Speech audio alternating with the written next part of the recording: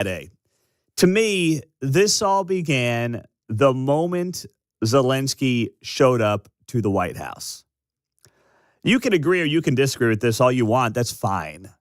But you got to know what you're walking into in any negotiation. Heck, any conversation with a boss, with a client, with a colleague, you've got to have some idea what you're walking into and what makes that person tick. And if there's anything we know about Donald Trump, we know what makes him tick. You show up, you be deferential, especially when you need something from him, right? You do the little song and dance with Donald Trump. Oh, Mr. President, oh my gosh, this is the greatest ever. You're just the best. You do all those things, whether you like it or not, if you need something from the guy. If you have to extract something from Donald Trump, you kill him with kindness. You kill him with pleasantries, especially when the cameras are rolling. And when Zelensky started to get a little bit combative with Donald Trump in that Oval Office on Friday afternoon, it was all downhill. That right there was the opening for Donald Trump. For somebody who feels like Zelensky has not been grateful to the United States, who feels like the United States has dumped way too much money into that country for its defense, and frankly, with somebody who's not exactly inclined to continue to do it with no end in sight. And right there, it was kind of that match that just lit the entire thing on fire in front of the entire world on Friday. That's what happened. But it started earlier than that. It started when Zelensky showed up to the White House. And listen, he's been showing up to anywhere in public in his getup. And his getup is meant to be a definition of war. His getup is meant to be something that when he looks back on it, and the people look back on it, and the world looks back on Ukraine, they say, that's a country that is currently at war. That's why he wears his getup. And that's fine. That's admirable. But what is Trump like? Trump's old school. Trump likes to see a guy show up to the White House in a suit. Zelensky didn't do it. And that was mistake number one. And you could tell the second that Zelensky got out of that SUV on Friday afternoon, Trump was already demeaning the guy. He's all dressed up today. President Trump, what's your message to Vladimir Putin, sir? President Trump. He looks at Zelensky and he says, he's all dressed up today. That was the first thing he said to Vladimir Zelensky when he got to the White House. Now, is that the nicest thing to say? No, not really. It's not. Sorry. It's just Such a nice man. No, it's not. It's not the nicest thing to say. But sometimes you say things about people and to people that tell you and tell others how you really feel about them. And it's clear that Donald Trump does not have a high level of regard for Vladimir Zelensky. And that only went downhill as the day went on. And then, of course, you had the Oval Office meeting where they basically came to blows in front of the entire world. Now, you look back on what exactly that means going forward. Well, I think what's going to happen here is Trump's going to end up getting the minerals deal that he wants. Zelensky basically wanted full-blown protection from the United States in any kind of deal with Russia.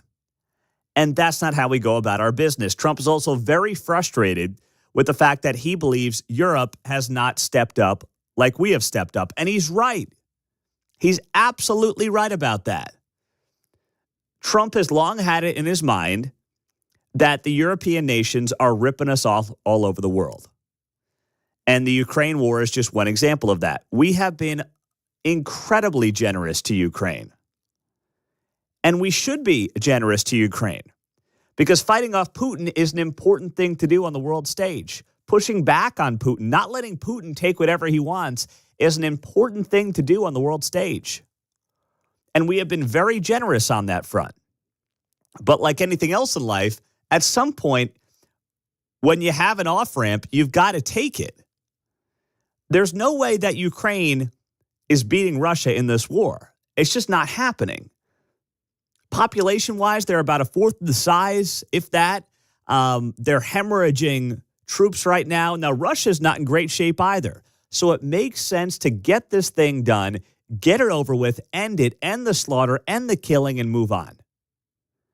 And know that you've got a weakened Putin in Russia. That's a good thing. Sure, he's going to get a couple of things that he wants, but you preserve Ukraine, the country, you preserve its people, and you move on and focus on the things that matter right now on the world stage, which frankly is China.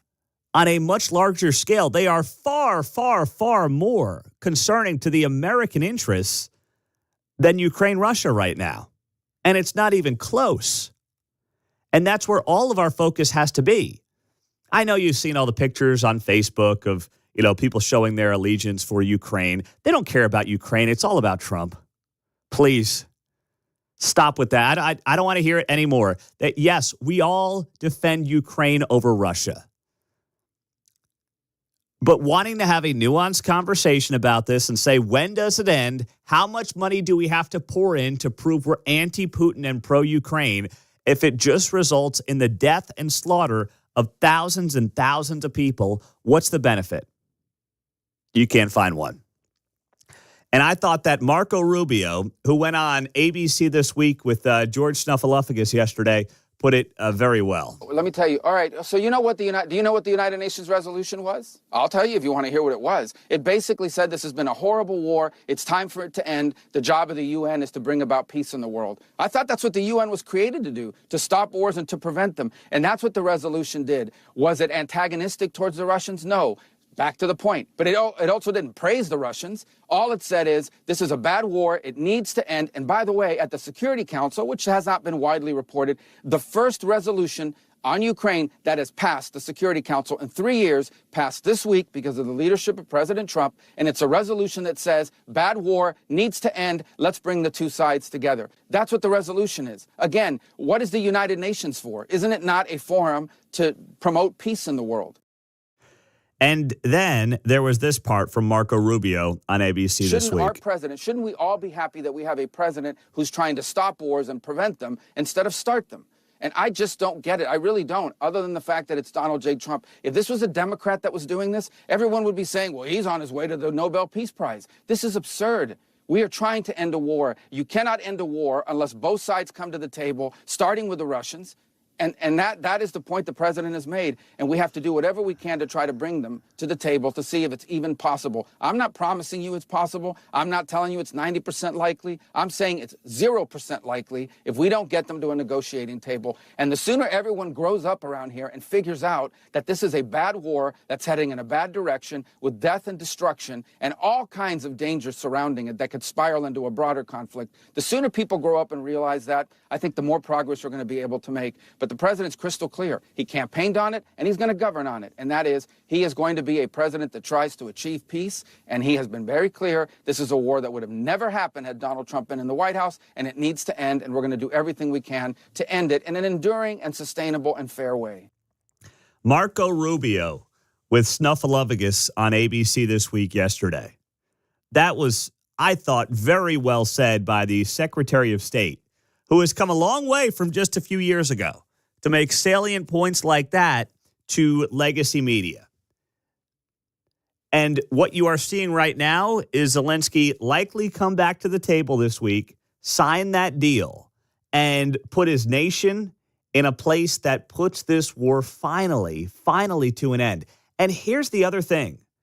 If Trump does get his way and allow the United States to get involved with this minerals deal, and also allow the United States to have some role when it comes to rebuilding Ukraine, there will be a natural backstop when it comes to America having interests in Ukraine.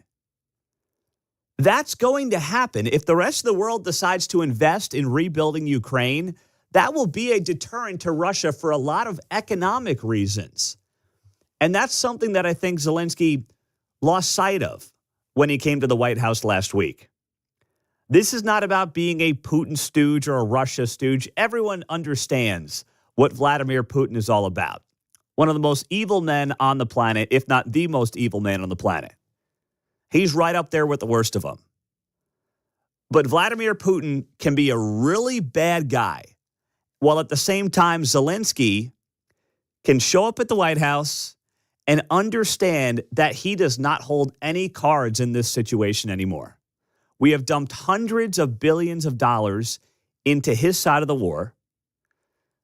Europe has done less than half of that. And if you want to rely on the EU, please be my guest. But you know what I know, that's a fool's errand. It's all going to work out. I mean, I had people text me, World War III's coming on Friday. No, it's not. We've lived through a term of Donald Trump already. We know the bombastic nature. We understand how the guy negotiates. And that's in large part exactly what we are seeing right now on this front. This is it. 913-408-7957 is how you join us on the phones and also on the text line on KCMO Talk Radio. Pete, Zelensky does not want the war to end. He loses all power when it ends. See, I don't think that. I don't believe that. I think Zelensky has gotten to the point where and I can't imagine being the leader of a country during wartime. But I think the guy is partially the point where he says, we can't lose this thing. He's almost too proud.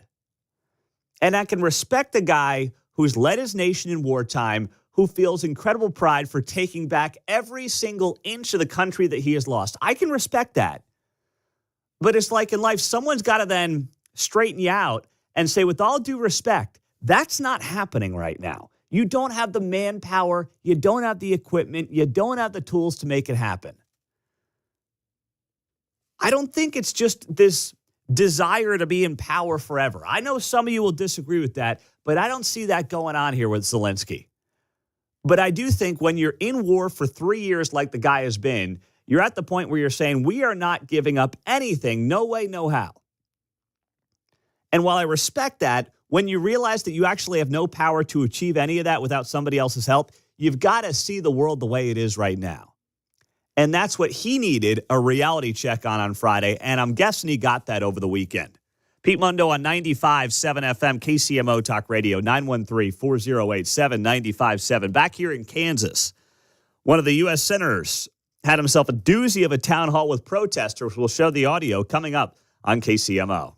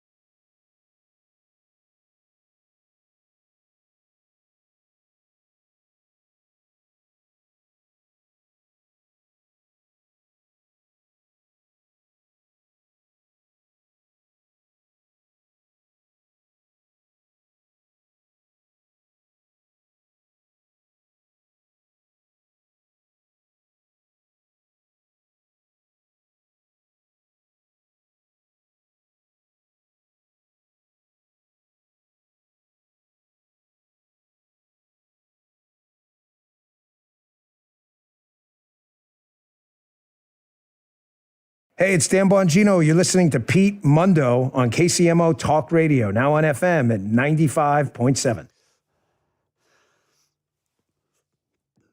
Well, the weekend was also not great for Roger Marshall, Kansas U.S. Senator, who found himself at a town hall out in Oakley. Oakley is off of I-70, two counties over from the Colorado border. I've stopped there one time for gas. So did my brother-in-law. He visited us when he drove from California, and he stopped and spent the night in Oakley. And he's like, yeah, that was different. You know, he's been in California most of his adult life, so that was a totally new cultural opportunity for him is how I would describe it. I feel like that's what people not from Kansas think all Yes. of Kansas is like. Yes. Not true, but that's what. Yeah. Yes. I would totally agree with that assessment. It has a lot more in common with my old stomping grounds in Northwest Oklahoma than it does anything in the Kansas City metro, to your point there, Mark. Classic, small western Kansas town. You're right about that. So Roger Marshall's out there, town hall. I would say it looked like it was about 75 people inside the town hall. And they're shouting them down, and they're very upset about potential veterans losing their jobs due to Doge. And Roger Marshall ended up walking out early. Here's what it sounded like. Is doing right now as far as cutting out those jobs, a huge percentage of those people, and I know you care about the veterans,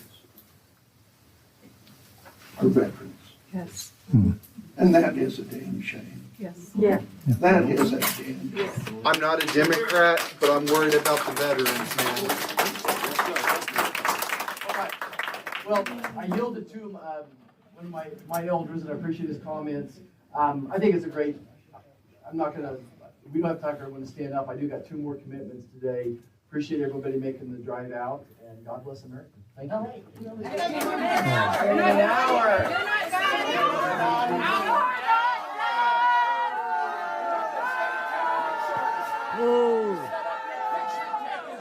gonna take pictures with you, buddy, right? We're going to vote you out. What did the guy say right before that? He's like, hey, we wanted to get pictures with you. Yeah, what? Flipping the middle finger while you take a selfie with the guy? Come on. Nobody there was a Roger Marshall supporter. So this is now the most recent example. We saw Mark Alford deal with this last week on the Missouri side. We've seen this all over the country, and they look carefully coordinated. Oakley, Kansas, is in Logan County. They had a total of about 1,300 voters in the 2024 election in the entire county, most of that coming from Oakley. 85% of that county voted for Donald Trump. There are only 183 people in the entire county who voted for Kamala Harris. Now, maybe all 183 of them showed up to the town hall on Saturday. I suppose that's possible. But this whole thing just stinks to high heaven. It's supposed to drive a media narrative that the American people, the independent voter, is turning on the Trump administration's attempt to clean up fraud, waste, and abuse and create a leaner federal government courtesy of Doge. And I don't believe it's going to work. And Roger Marshall's a guy who will meet with a lot of people and do town halls. And guess what? There's a lot of politicians that do not do it. And when he saw what was happening, he said, you know what? It's fine. I get most of these people are still probably my constituents, but I understand what's going on here. And it was pretty evident what was going on there. I love how the camera pans to a guy who says, I'm not a Democrat, but I'm worried about the veterans. Boy, that was a perfectly timed comment, was it not? The notion being all these independent voters or Republican voters suddenly are upset with Doge. Trump ran on this. Now, you cannot like it, but you can't say you didn't know that some of this was going to be happening. Now, maybe it's happening faster and quicker and maybe not in the perfect way that some of you would have imagined. But this is not like news to anybody who is following the election. And when you want to talk about long-term sustainability of the country, and you want to talk about getting America back to a place where, in a perfect world, you're not running $2 trillion annual deficits. You're not $36 trillion in debt. It's not going to happen overnight. It can't get fixed overnight, but you've got to create a leaner federal government, and that's what's going on here. And the notion that Oakley, Kansas has turned on Roger Marshall, please spare me. 913-408-7957. We'll get to you and also one thing that the president might be missing the moment on next on KCMO.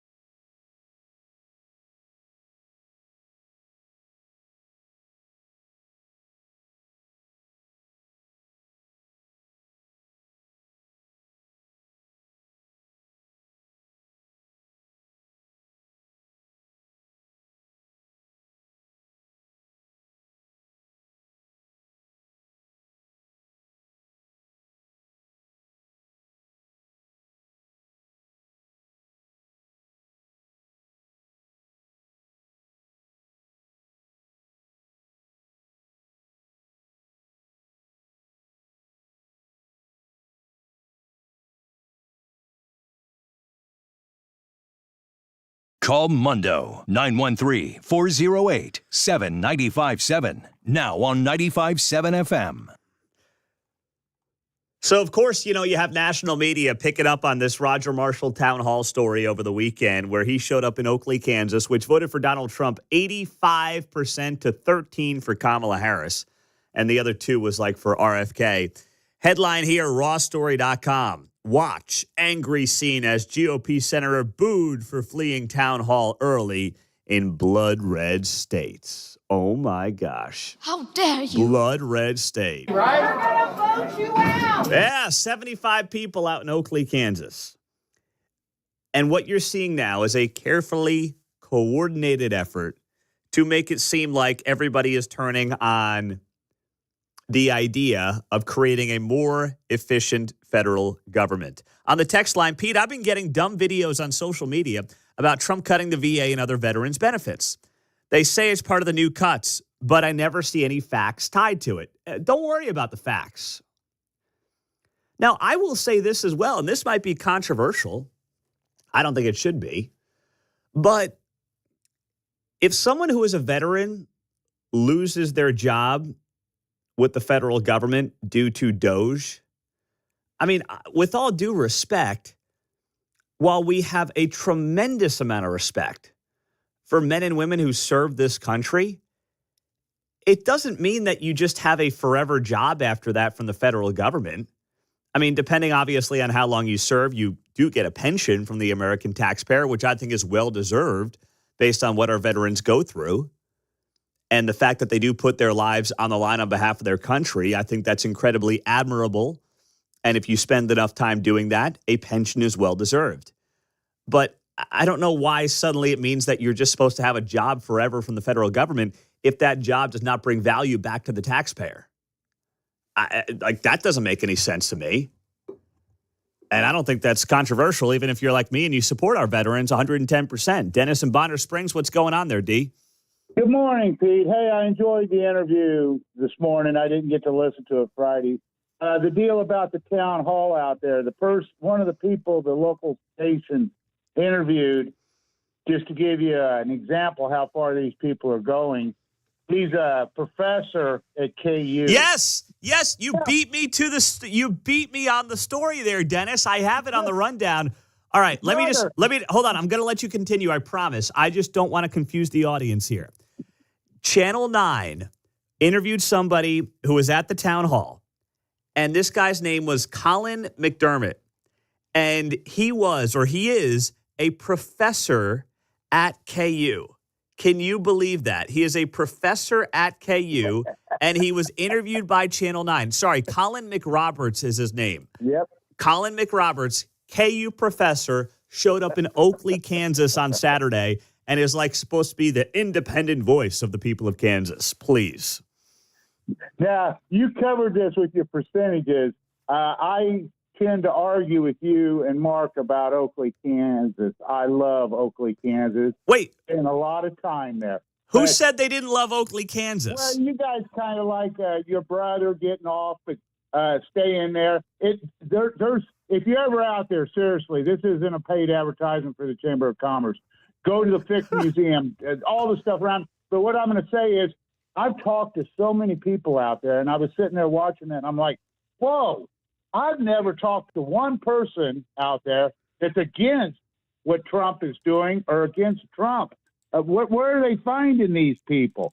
And the other thing is all the things south of Oakley, out on the the high plains to see. It's just take your family on a vacation. You won't be disappointed. Hey, you keep going, Dennis. I'm going to have to bill Oakley's Chamber of Commerce for this spot. I knew that was coming. I'm just saying. Right, thanks, buddy. Bye. Listen, I have spent many a night, many a time in towns just like Oakley, Kansas.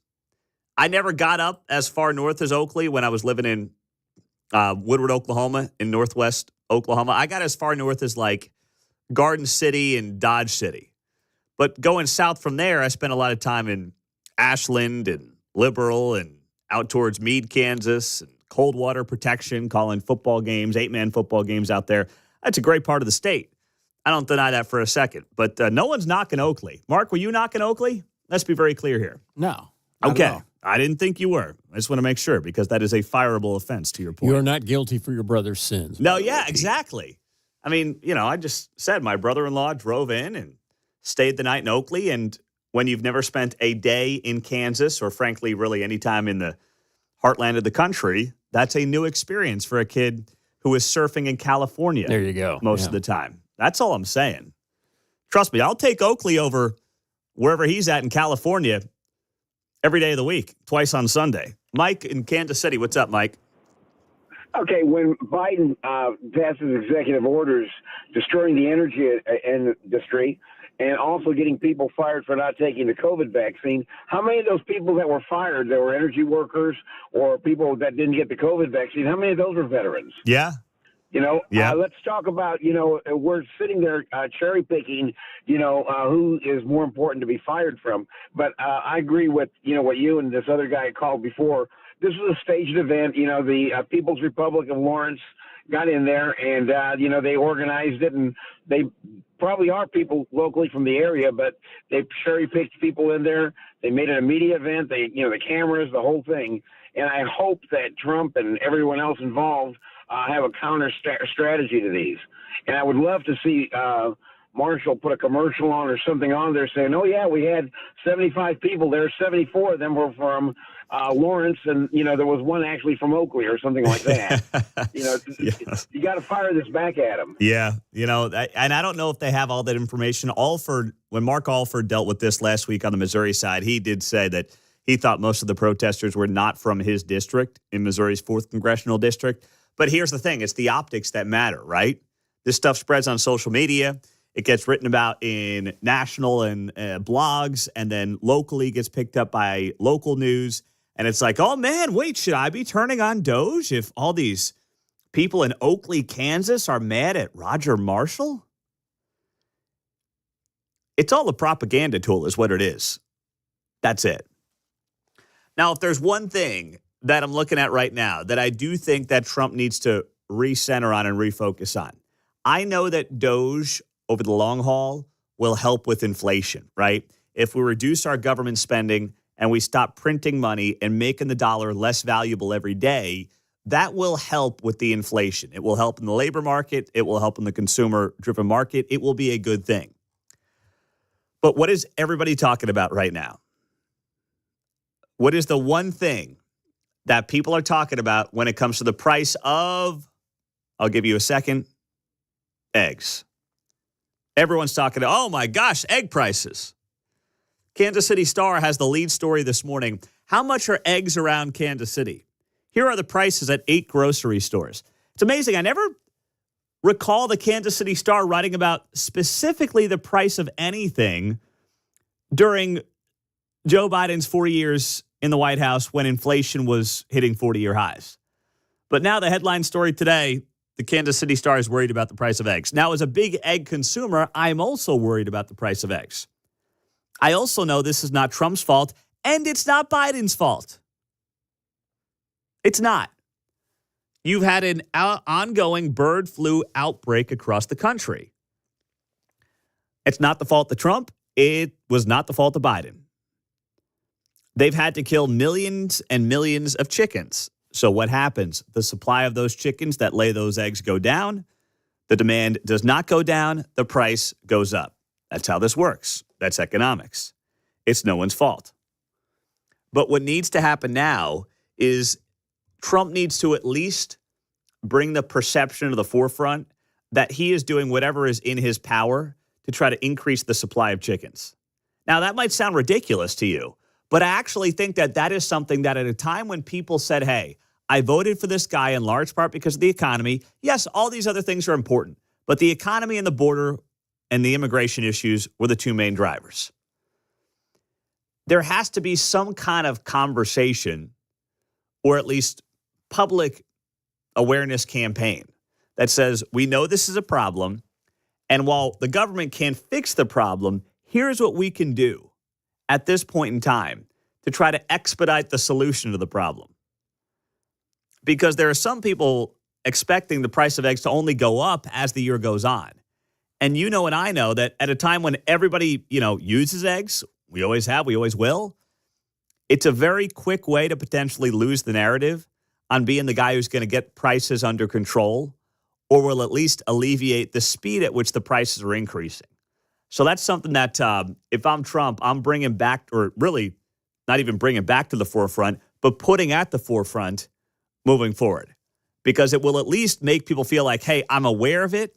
I'm on the ball. I want to fix it. All things that Joe Biden didn't do during his 4 years in office. He just whistled right past the graveyard. The top 6 stories in the 6 o'clock hour, the 6 at 6, we'll get to next on KCMO 95.7 FM.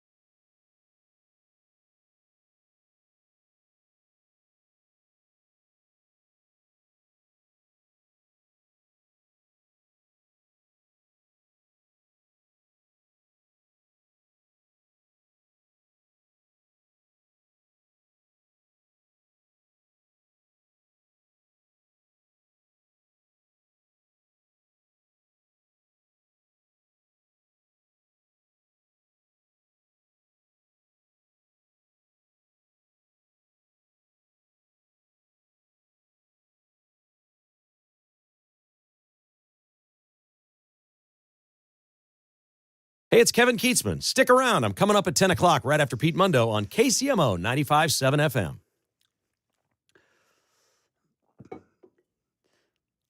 Rolling till 7 o'clock. Good to be here on KCMO Talk Radio. It is that time of the morning. It's time for the 6 at 6 on 95.7 KCMO Talk Radio. Number 1. All right, top story this morning. Trump with a statement on the situation with Ukraine yesterday.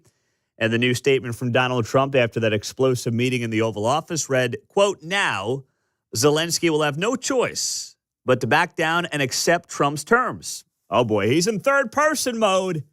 He's in third-person mode. That means he's not screwing around. But here's the genius part. Trump is actually protecting Ukraine without dragging the U.S. into war. By negotiating a minerals deal, Trump ensures Americans will be involved in Ukraine's mining industry. This prevents Russia from launching an invasion because attacking Ukraine would mean endangering American lives, something that would force the U.S. to respond. So this is what Trump was alluding to on his social media post. He's right. It's also how we started the show. Zelensky wants the U.S. to basically be the ultimate defense of the United States. And Trump has said, no, but if you allow us to do business there with this minerals deal, we will have no choice but to basically be your defense because we will have American businesses and American citizens there operating. So that's the best of both worlds for Zelensky. And either he couldn't figure that out or he's even greedier than I would have expected him to be right now. You basically get to have the American people there helping you rebuild your country, bringing money into your country, while at the same time, on the back end, getting basically defense from the United States by having American people and American business there. That is the best of both worlds. And that's something that I think that we will see happen likely this week. Number 2. Now, speaking of Zelensky, after he got his butt chewed out here by Trump, he ended up going back over the pond and he met with King Charles. So he goes from alpha male to beta male King Charles over there in the UK. And the UK did also announce a loan of about $2.8 billion to support Ukraine, funded through the freezing of Russian assets. That came from their prime minister over the weekend. They also highlighted a new deal that would allow Ukraine to use $2 billion in export finance to buy missiles made in Northern Ireland. It's like, dude, that's also chump change compared to what we've done here. I know Trump talks about $350 billion, depending on, who you believe. It's somewhere between $180 and $300 billion that we have supported Ukraine with. And for Zelensky to screw that meeting up the way he did and then go to the UK and pose with King Charles and be like, but I got my $2 billion from the UK. It's like, bro, that's nothing. You need the heavy hitters here. And the heavy hitters are on this side of the pond, not on that side of the pond. If they were on that side of the pond, you would not have needed us to begin with. Come on, you got to be kidding me, man. Number 3. Number 3 this morning for the 6 at 6. Multiple businesses, mainly in Brookside and Waldo, were broken into on Saturday night. The recent string of break-ins per Fox 4 impacted Big Chief's Kush Dispensary and Waldo Cafe. Fiddly Fig Flowers, south of the Waldo neighborhood, was also hit. So this is now a continuing problem with property crimes in and around Kansas City, Missouri proper. You are seeing neighborhoods that are just, working folks, and also nicer neighborhoods as well of people who are dealing with this, whether it's car break-ins. We know, of course, happened outside of the bar in Brookside back in, late August, early September. We know how that went down, and now we have more of this that is being reported over the weekend in Kansas City. So the new Jackson County prosecutor, Melissa Johnson, who was on the show last week, is going to have to get on it and stay on it. Number 4. Number 4, a just tragedy in Butler, Missouri. 2 children, both 2 years old, dead after an explosion and house fire in rural Butler, Missouri. First responders called to a home on Pine Street near Henry Street, just outside of city limits, at about 11:30 p.m. on Saturday night.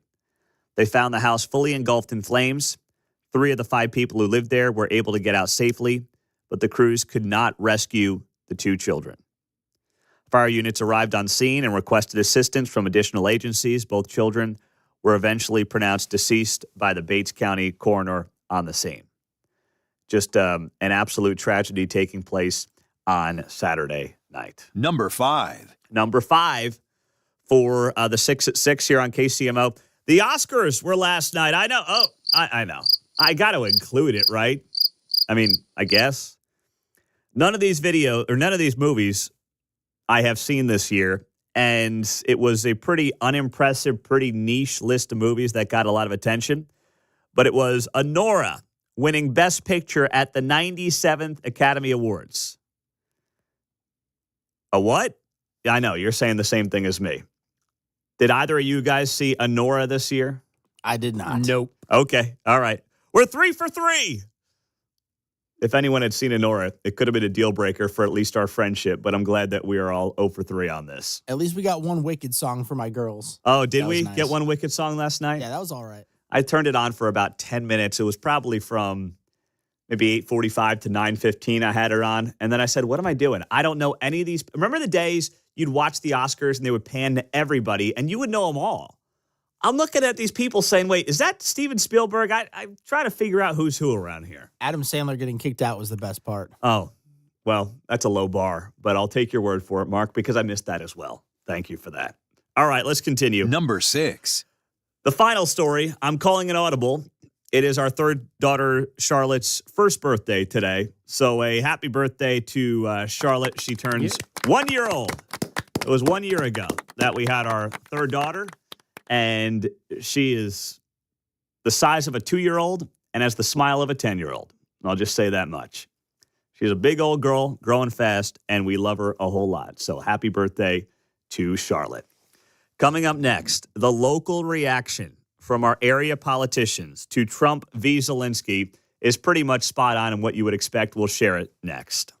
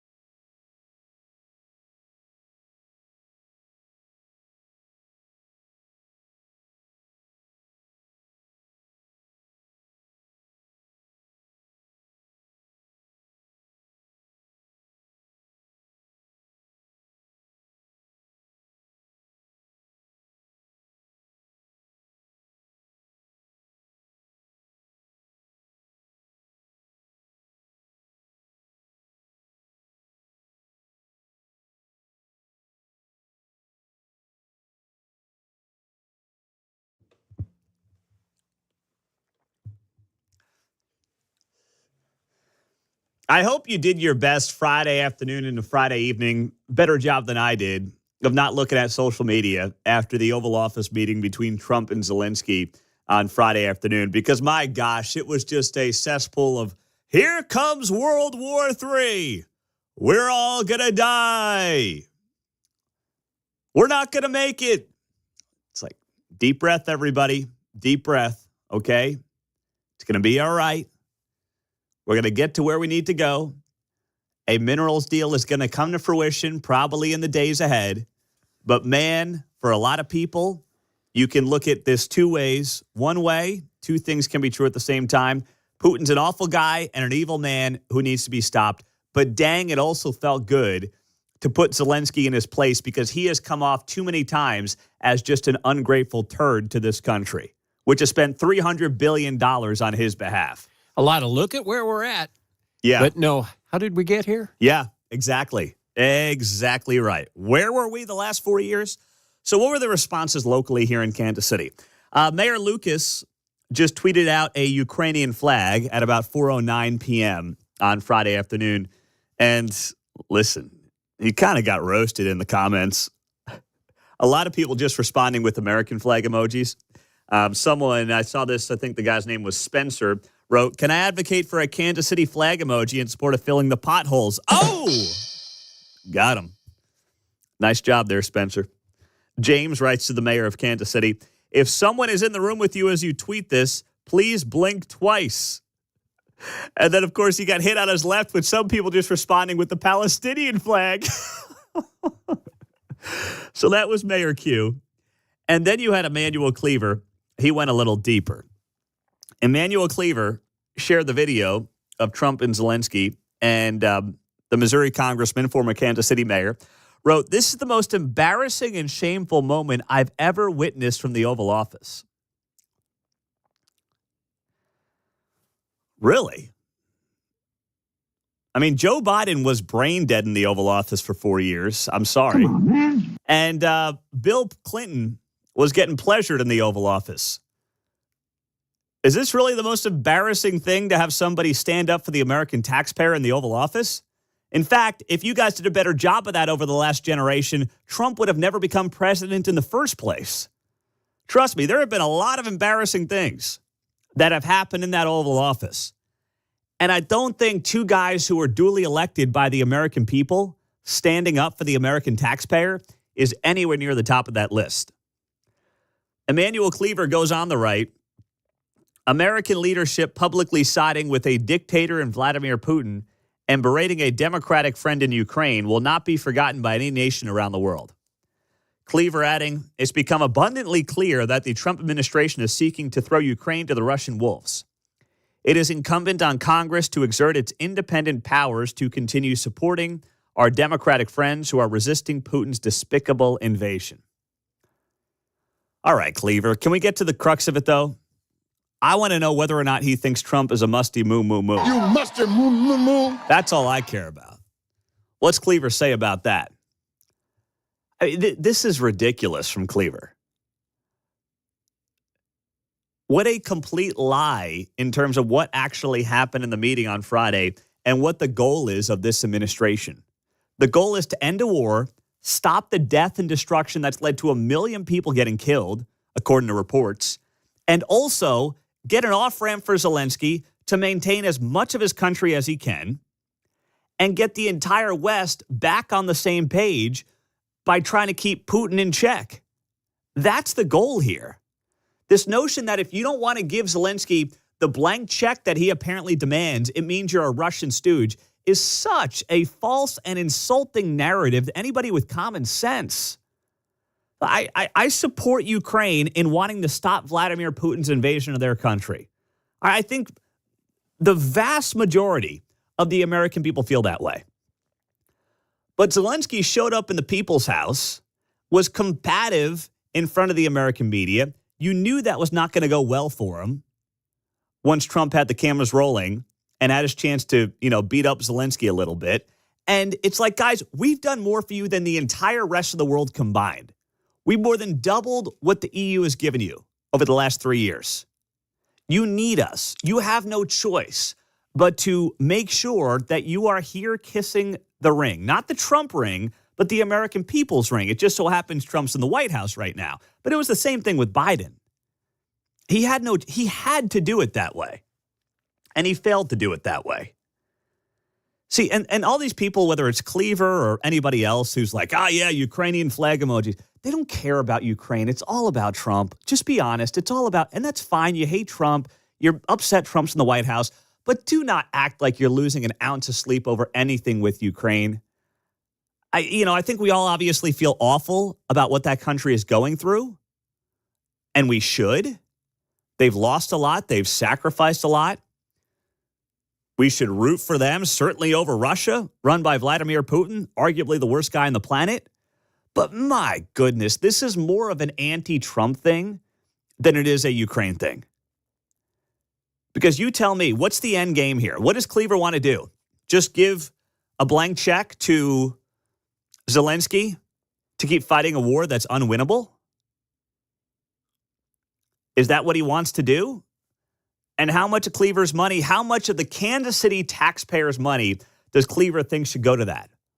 While he resides and deals with some of the poorest parts of the entire region, right in his backyard, how much of those people's money should be spent on Ukraine right now? Those people on the east side of Kansas City who are working multiple jobs in some of the worst living conditions in this city, potholes all over the place, homicides running rampant in their backyards. How much of their money does Emmanuel Cleaver want to give to Ukraine? And that's where Cleaver's totally out of touch on this whole thing. The people who are most compelled to tweet out their Ukrainian flags over the weekend, you know who they are? The same people that cost the Democratic Party the election and cost them the working class vote in America, and is killing them with working class Hispanic voters, working class black voters, and working class white voters. That same crowd, that super woke, master's degree, overeducated liberal, is the one who is right now most offended by Trump in the Oval Office. Not a lot of the people who have helped broaden the Republicans' Big Tent party that it's become. And they're doubling down on that same constituency that lost them the 2024 election and is shrinking their party. And it's all about politics. It's not about foreign policy. It is all about politics. And then you had Jason Kander over the weekend also putting up on Friday afternoon, Putin and Russia are the bad guys. I agree, Jason. Thanks so much. Zelensky and Ukraine are the good guys. Trump has us siding with the bad guys. This is like Roosevelt. If Roosevelt told Churchill that if he just let Hitler have the rest of Europe, everything will be fine. No, it's not comparable to that. That is an awful analogy for Jason Kander, who continues to be as Trump-triggered as anybody in Kansas City. Stop with that. No one still is providing the answer on what exactly should be done to help Ukraine hopefully win this war. Because according to the experts, it is not winnable at this point in time. It's not. So now it's like, let's save lives and let's stop spending money and let's make sure that now the American people, and by the way, American businesses, go help rebuild Ukraine, which would actually be a very good backstop for the Ukrainian people.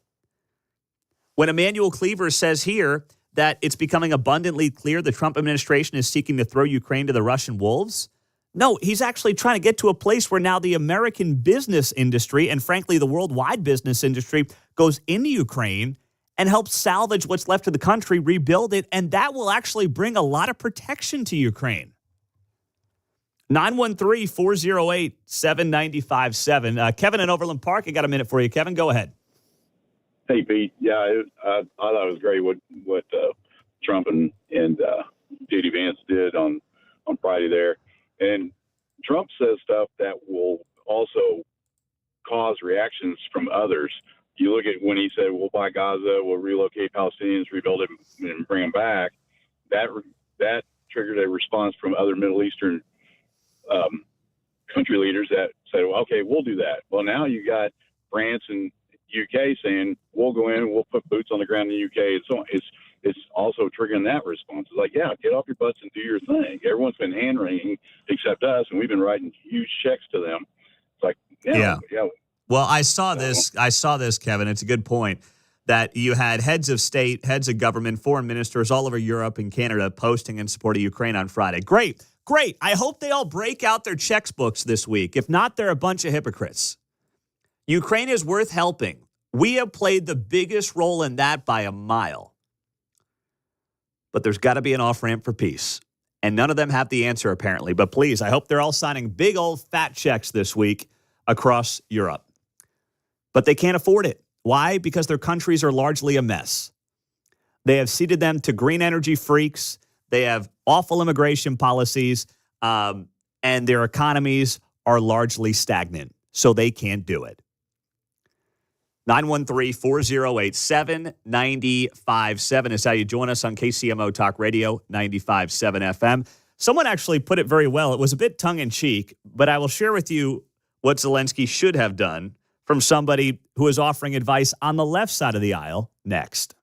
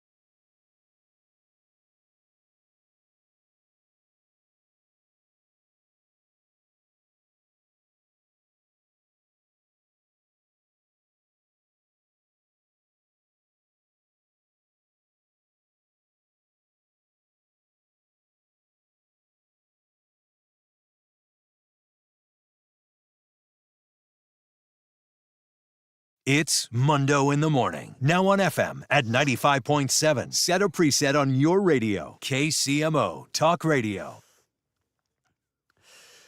Bill O'Reilly always looking out for the people, making sure Jon Stewart's not hurting his hand on set. That's Such a nice man. Very nice of old Bill O'Reilly, who we got to get back on the show soon. You hear his No Spin News weeknights at 8 p.m. here on KCMO. If you haven't checked out that show, make sure that you do that right after Mark Levin. So we do have some breaking news here coming just in the last few minutes from the New York Times on Trump, Zelensky, Ukraine. The New York Times is reporting that Trump is meeting with aides today to discuss canceling U.S. military aid to Ukraine. Now, I believe that would be a mistake, but I don't think that that's what's going to happen here. I think this is more of a pressure campaign from Trump. He's dropping this first thing on a Monday morning to really just get it across to Zelensky that, with all due respect, you're not in charge like you think you are. Okay? You can't do anything without us. So let's remember that next time you come to the United States. I believe that's what's going on here. I don't think Trump ultimately is going to cancel that aid, that military aid to Ukraine.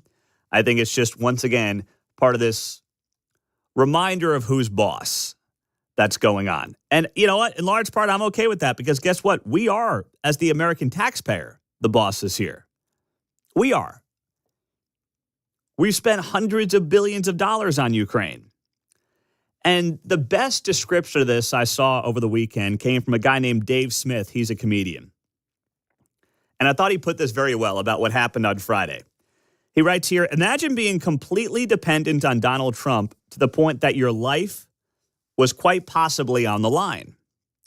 And then imagine your move was to try to alpha him on national TV in a language that you kind of speak. Like, that is so well said.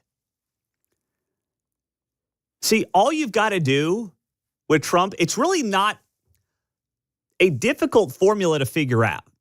If you need something from Donald Trump, Tim Cook of Apple has actually done this pretty well, right? Tim Cook of Apple has given money to the Trump Library, the Trump Foundation for the library one day when he's out of office.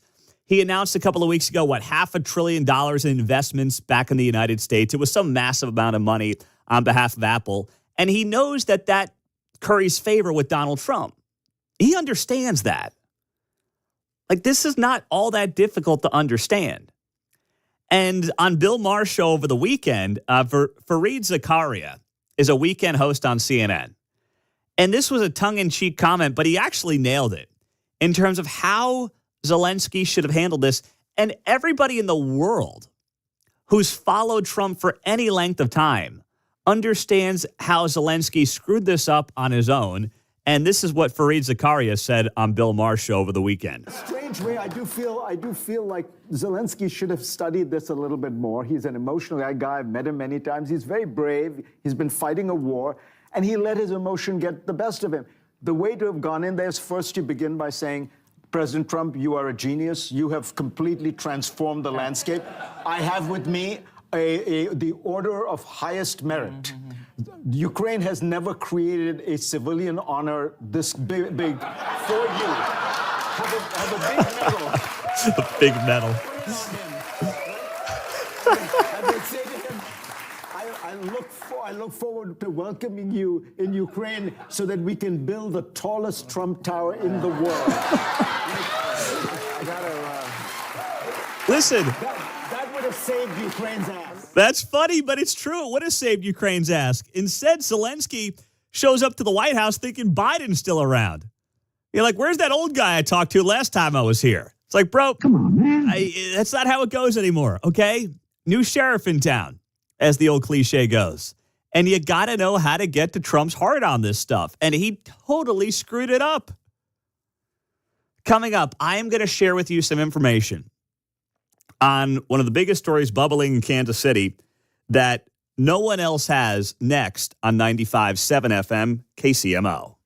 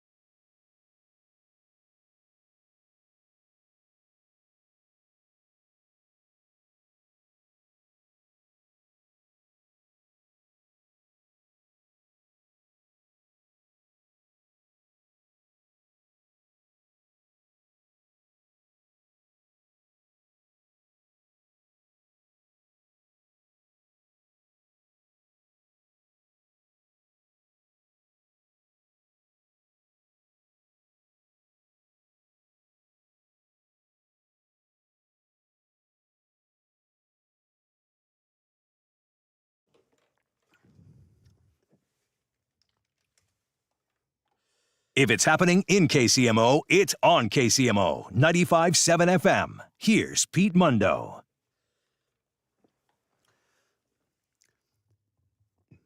$7:34. Good morning. Great to have you here. Rich Lowry, the editor of the National Review, is going to be here at 8:30 this morning to break down Trump, Zelensky, and where this all goes from here. So do not miss our buddy Rich Lowry from the National Review coming up in 1 hour on 95.7 FM. So you may have seen this story from Fox 4 over the weekend.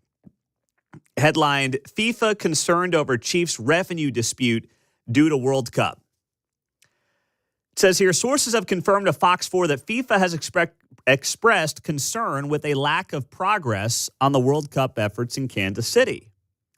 One issue is concert revenue losses the Chiefs face due to construction needed to prepare the stadium for international soccer in the summer of 26. The Chiefs are worried about their financial impact. Now, this is a story we told you about 2 weeks ago. We had it here first on KCMO. And I told you, and I tweeted about this, or I guess I X'd about this at Pete Mundo. You can find it there. We talked about it here on the show. You can find it on the podcast. I've got the receipts. All right. So you can see that we had this. And I'm not knocking Fox 4. I'm just sharing with you that this information was shared first on KCMO. That the Chiefs were supposed to start construction on Arrowhead Stadium to remove some seats in preparation for the World Cup the week after the AFC Championship game.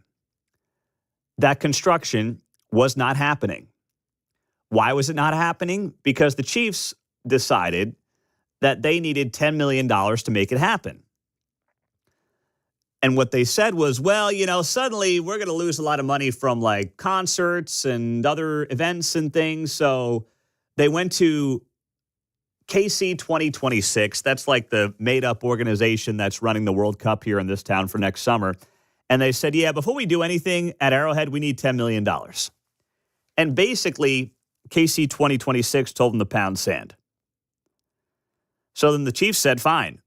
All right, well, we're not doing any construction. We're not moving. We're not starting anything till we get our money. Well, what happened? I can confirm that construction at Arrowhead did start late last week. How did this get resolved?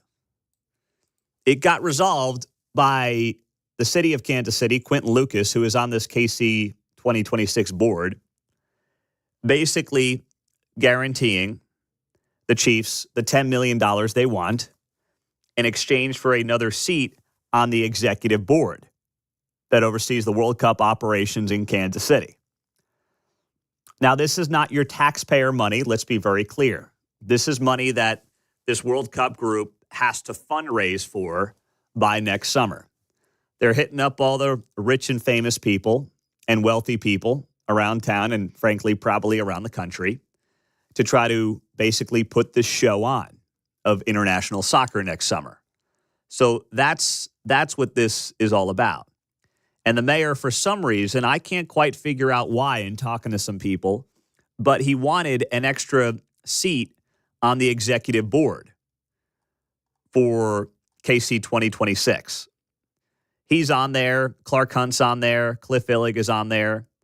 And you've got, I would say, give or take, probably 15 people.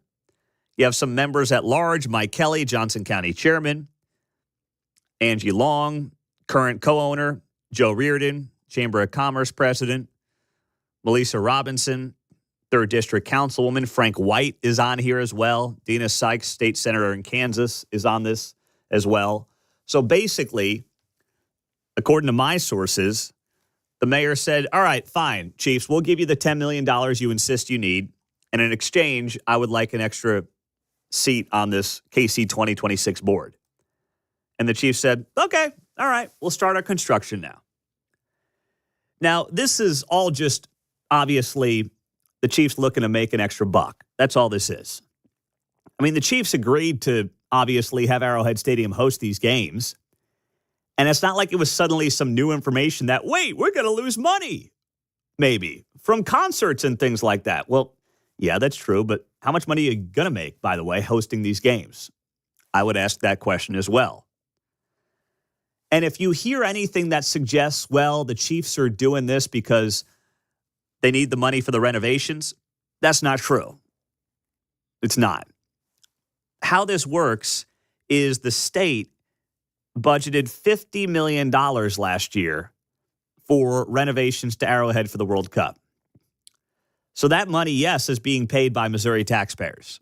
That was in the budget last year, about $50 million. It's going to cost about $40 is what they're expected to end up needing for all the renovations to Arrowhead. But that is being covered by the state. So that has nothing to do with this extra $10 million the Chiefs claim they need to start construction. What they do is, they do construction, they share the receipts with the Jackson County Sports Authority, and then from there they get reimbursed, just like you would at your office, right? You show the receipts, you get the reimbursement. That's how it goes. But there was a phone call with this KC 2026 group in the last couple of weeks, and basically everybody is already infighting. All these power players, the politicians, the donor class, the people at the very top who are putting on this show are already infighting with about, 16, 17 months to go until the World Cup comes here to Kansas City. I said, I guess it was, when all this happened, I'm like, man, it's kind of cool. But was anybody in Kansas City really clamoring for World Cup games here? Like, it'll be cool. I may try to go to a game or two. I don't really know how it works. I've never been part of a World Cup. But I don't think it's anything that the average Kansas City was like, man, I got to have this. I've got to have the World Cup here. I need this. Even you as a soccer fan, John, were you like, I got to have this, man. We need this. No ifs, ands, or buts. No, my allegiance is to certain leagues and things like that. I'm not so much a world person, but this isn't quite the international mecca. We're pretty provincial around here. We'd rather have the Big 12 championship at Arrowhead in football. Yeah, Probably. I agree. That'd be pretty cool. That would be great. That's the local read, I'd say. I would agree with that. Yeah, and that could be an annual thing, not a once in a lifetime thing with FIFA, right? They're not coming back in our lifetime. They would have to have it here in America first, and then Kansas City would have to be part of the conversation. So just know that, yes, they have started construction out at Arrowhead Stadium, but the big but is that the only reason it started, and it started about a month after it was supposed to start, is because, as I understand it, Mayor Lucas came to an agreement with the Chiefs as part of this KC 2026 executive board to basically give them the $10 million they insist they need for lost revenues. And in exchange, the mayor will get one extra seat on this KC 2026 board. What is his incentive for that? I'm not clear on that right now. I can ask him on Thursday. Do you think we'll get a straight answer on that? Probably not. That would be my guess. Talk about a bombshell. I know it's going to shock you guys. We're not going to get a straight answer on that. Over or under on the answer would be 14 seconds. Over. I would have set the over-under at about 1:30, but I might have gone a little higher. That's an easy over, John. That's that's easy. Even Mark knows to bet the over there. But that's where this whole thing stands right now. So it is messy. You've got a lot of big egos in that room, a lot of people who are, button heads right now, and basically they're just shifting money around. I mean, think about this, right? They're trying to raise money through the wealthy folks around Kansas City for this KC 2026 show for the World Cup next year. But then we now know the mayor has pledged $10 million of that to give to Clark Hunt and the Chiefs to refund them for lost revenues on concerts because of the World Cup.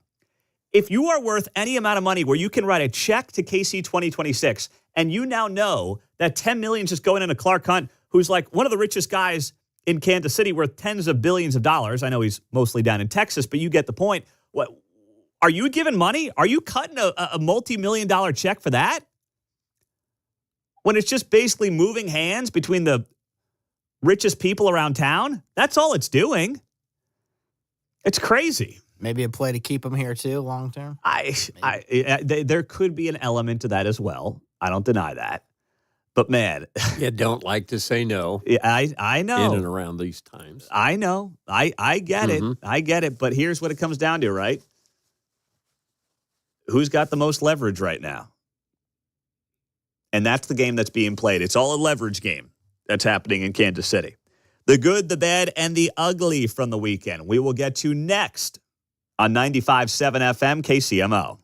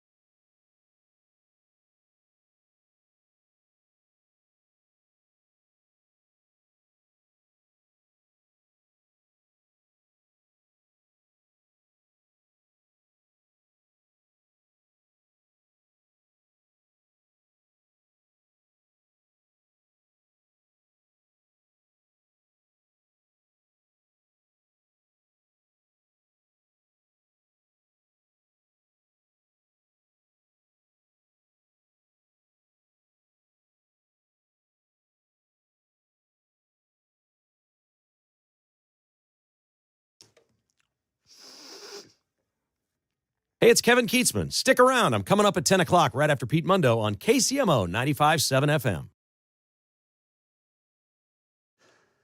7:49. Happy Monday morning. It is great to be here on KCMO. Let's roll. It's time for the good, the bad, and the ugly on KCMO Talk Radio. Now on 95.7 FM.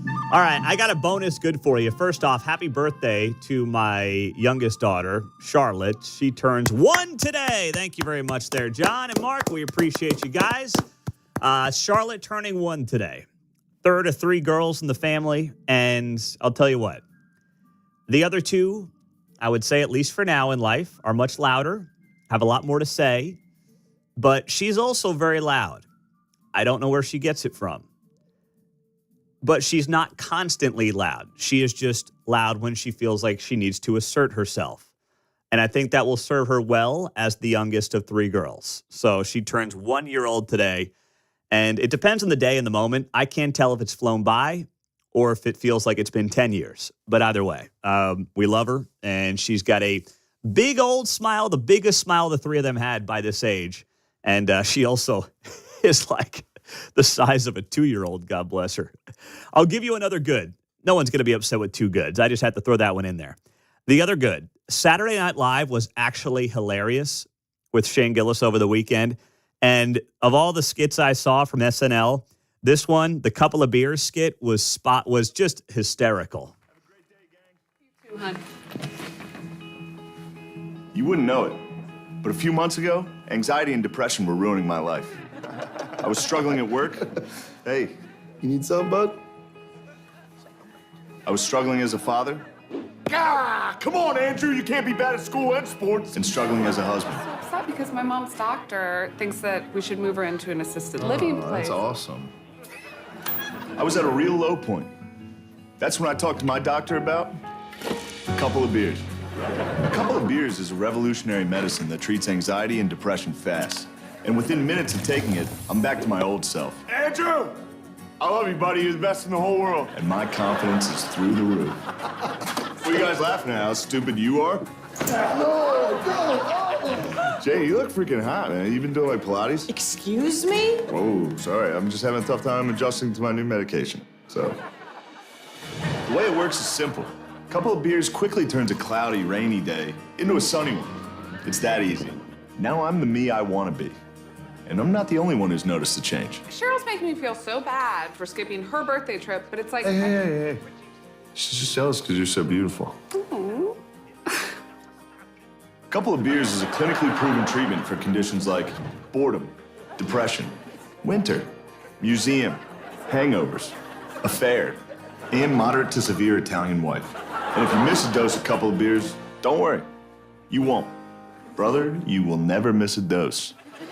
It's kind of thing, the only thing you really remember after a while is to take it. The most common side effect of a couple of beers is drowsiness. So you may want to ask your doctor about a little bump. The way a little bump works is simple. Once the drowsiness of a couple beers sets in, you simply take a little bump and let the medication do its thing.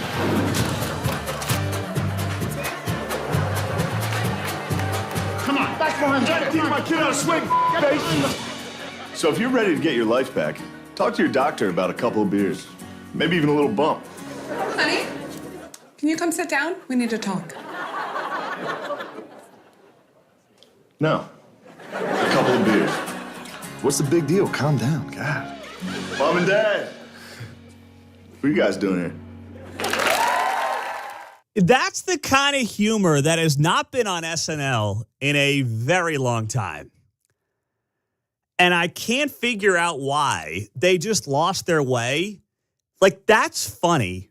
It's not political, nothing to do with politics. It's just funny. It's a little edgy, but it's just funny. Like, just get back to that. And man, you guys are going to be so much better off. You will get a new generation of viewers. Whereas, let's be honest, for like millennials like myself, it's basically the show our parents watched.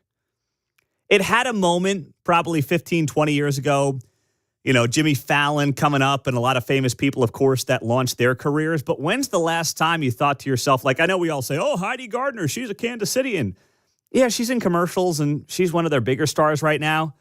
But let's be honest, that show is not producing the kind of star power that it was, certainly in its heyday, but not even like 15, 20 years ago when I would have been someone who was watching it.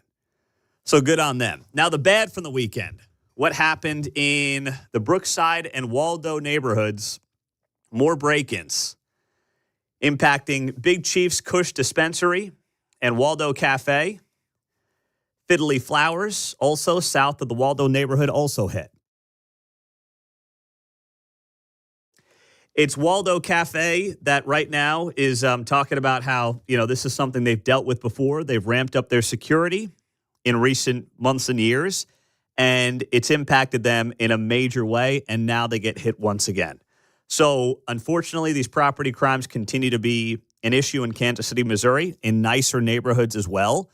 And it's going to be on Melissa Johnson and the police department to work together to make sure that this stuff is nipped in the bud as soon as possible, because if not, you're going to continue to see businesses fleeing Kansas City, Missouri. Now, the ugly, all the fallout from Trump-Zelensky over the weekend. This might have been the most insane take of them all. And it comes from the Raging Cajun, James Carville, talking about how he thinks Donald Trump has syphilis. And that's why he is losing his mind with Vladimir Zelensky. Roll the tape. And it could be a combination of being a fat slob, which of course he is. It could be that he can't sleep at night because his beached whale body can't allow the circulation it needs. I don't know. I'm not a sleep specialist or a medical doctor. But I think we should revisit the possibility of a syphilis diagnosis. And I know a lot of people that watch this channel, or some of you, or we get any number of MDs and professionals that are getting the comments, and some of you just well-informed citizens. But I don't think we can discount the fact that we saw was mad. I'm not going to concede that I'm just asking questions. I'm just making an observation that everyone saw. When he paused after making, I thought he was going to say crap. That boy ain't right. There you go. James Carville. What a genius. So now Donald Trump has the STD syphilis, according to him. And that's why he blew up on Zelensky in the White House on Friday. Boy, this guy's a real genius. I'll tell you what, that James Carville. I never thought about that, Jimmy. It's definitely, of all the things that Trump has done, him going off on ungrateful Zelensky is definitely driven by his potential syphilis diagnosis that you say we should be revisiting the possibility of. This guy is viewed as some genius because he helped Clinton win in 92. When if it wasn't for Ross Perot running that third ticket, HW probably wins, and Carville is selling double wides to parolees. But now he's still one of the great geniuses 30 some odd years later in the Democratic Party. Makes sense of that. My gosh. What do you got for Carville, John? Anything good? Anything you want to share for Jimmy? No, Gomer Carville. Gomer Carville. Oh, and my the guy gosh. Those that think he's a genius, that tells you everything you need to know. Oh, that's so true, man. Coming up next, Joe Biden was once upset with Zelensky. We'll share that coming up.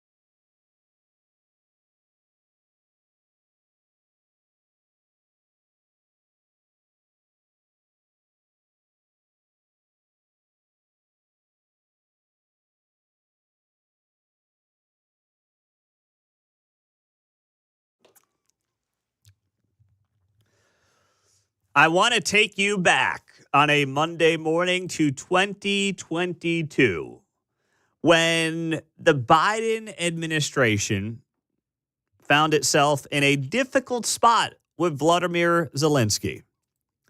They felt like they were supporting Ukraine with every last dollar that Zelensky was asking for. And then Biden said, hey, this guy's got to be a little more grateful. I will share an NBC News report in 2022 that reads as follows. It became routine since Russia had invaded Ukraine. Joe Biden and Zelensky speak by phone whenever the U.S. announces a new package of military assistance for Kiev. But a phone call between the two leaders in June played out differently from previous ones, according to 4 people familiar with the call. Biden had barely finished telling Zelensky he'd just greenlighted another $1 billion in U.S. military assistance for Ukraine when Zelensky started listing all the additional help he needed and wasn't getting. Joe Biden lost his temper.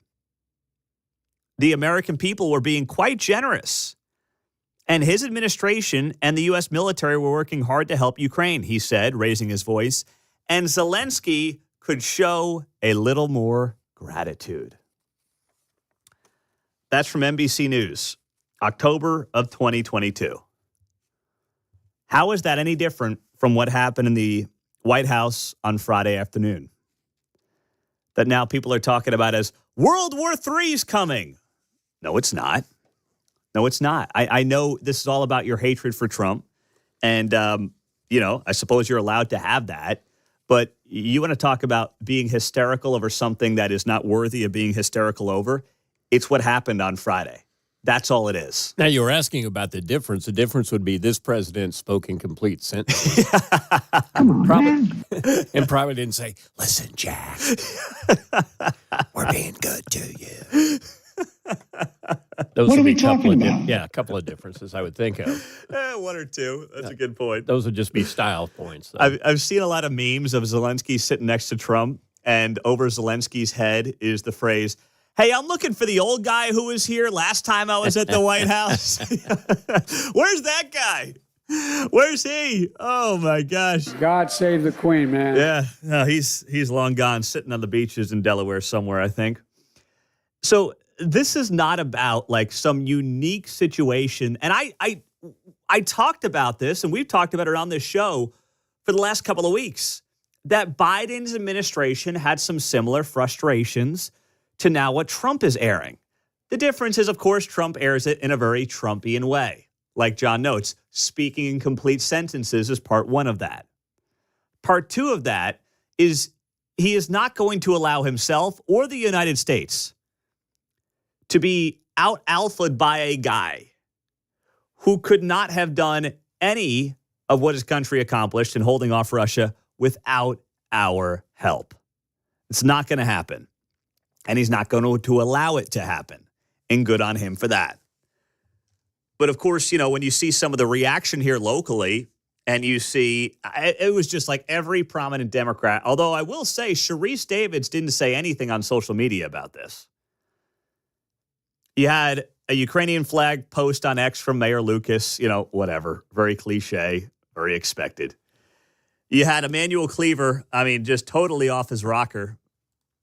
And no, he didn't call Trump a musty moo, moo, moo. He didn't He didn't do that. He said it was the most embarrassing and shameful moment he's ever witnessed in the Oval Office. I guess he forgets about Bill Clinton a little bit there. I don't know. He didn't witness that. Yeah. Not that we know of, at least. Yeah, right. I don't think that's Cleaver's style, but I can't say with any certainty it's not. But that kind of overreaction locally is what you would expect from people that have stage 5 Trump derangement syndrome, because that's all this was on Friday, a made-for-TV moment, and it sent the TDS folks just totally off the deep end, John. Well, and sort of to Trump's point, Zelensky was trying to be a comedian, right? Do you see the part that some guy in royal blue suit says, hey, how come you didn't wear a suit today? Yes. Zelensky's like, maybe next time I wear a suit, maybe more expensive than yours. I thought, whoa. But then he realized what he was doing. Is like, or maybe cost less.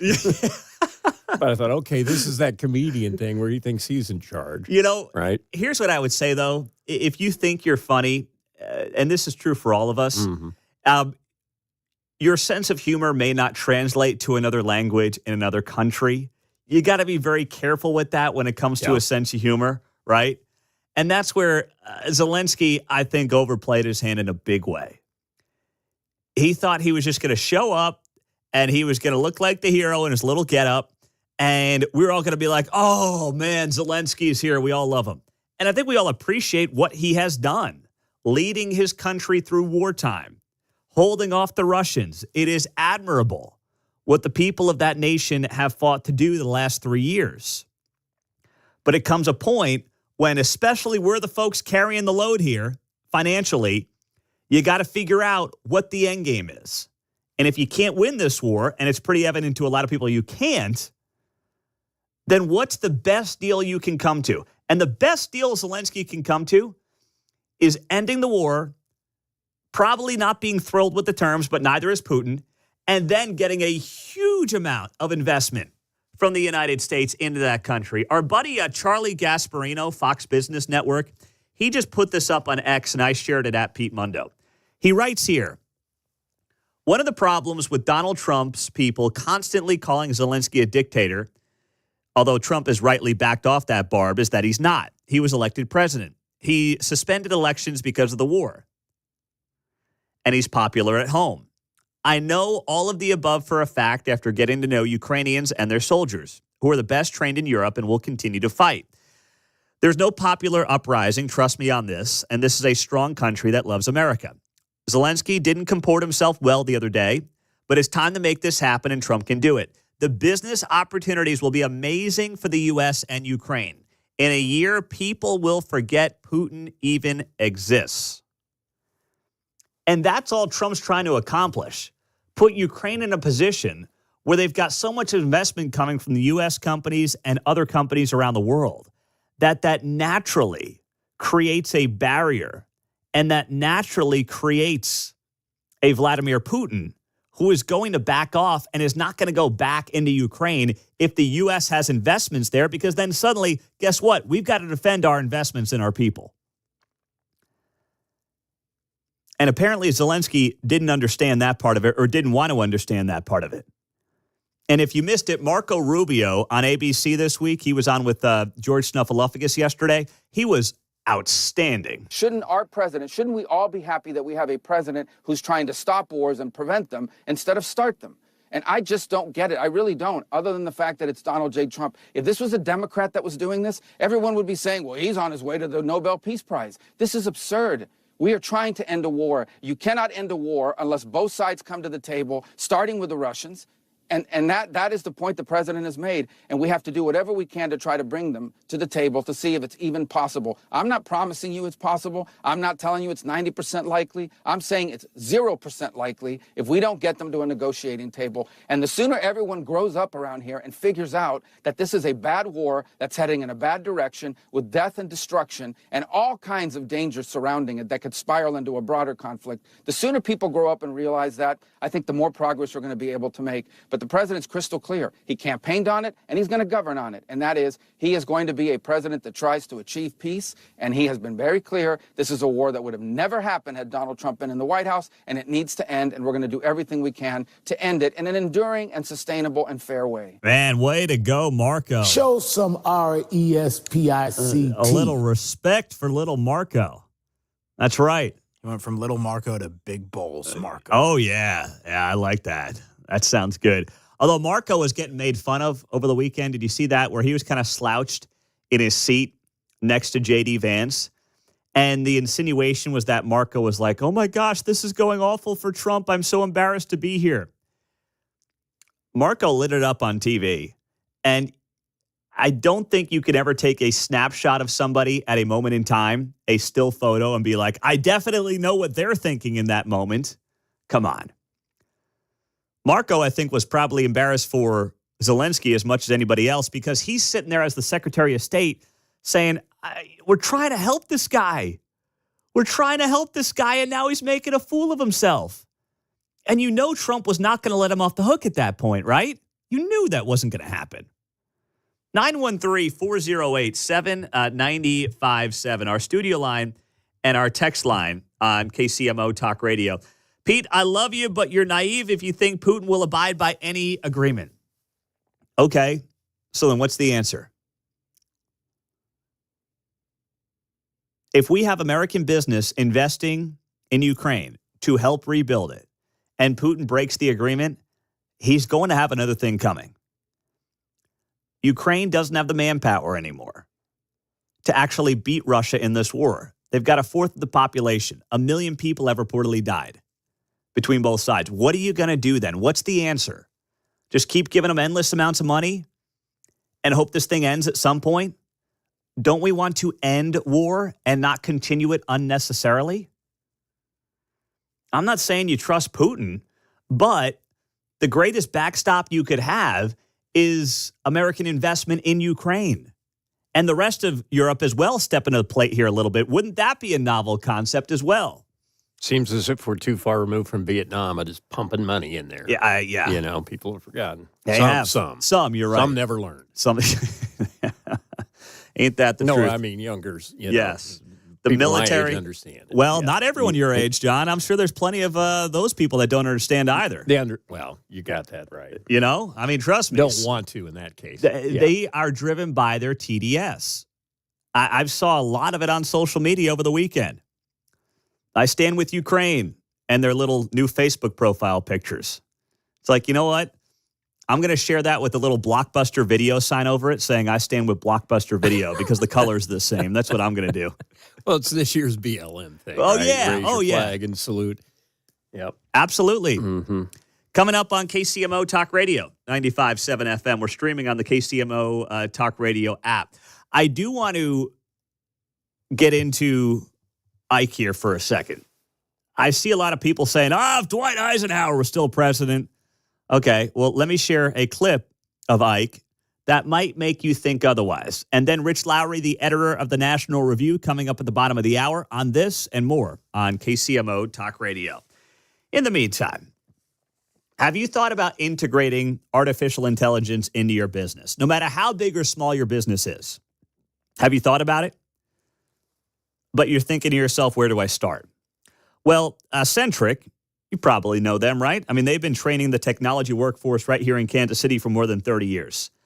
They are wanting to help you with AI and automation for your business, no matter how big and small.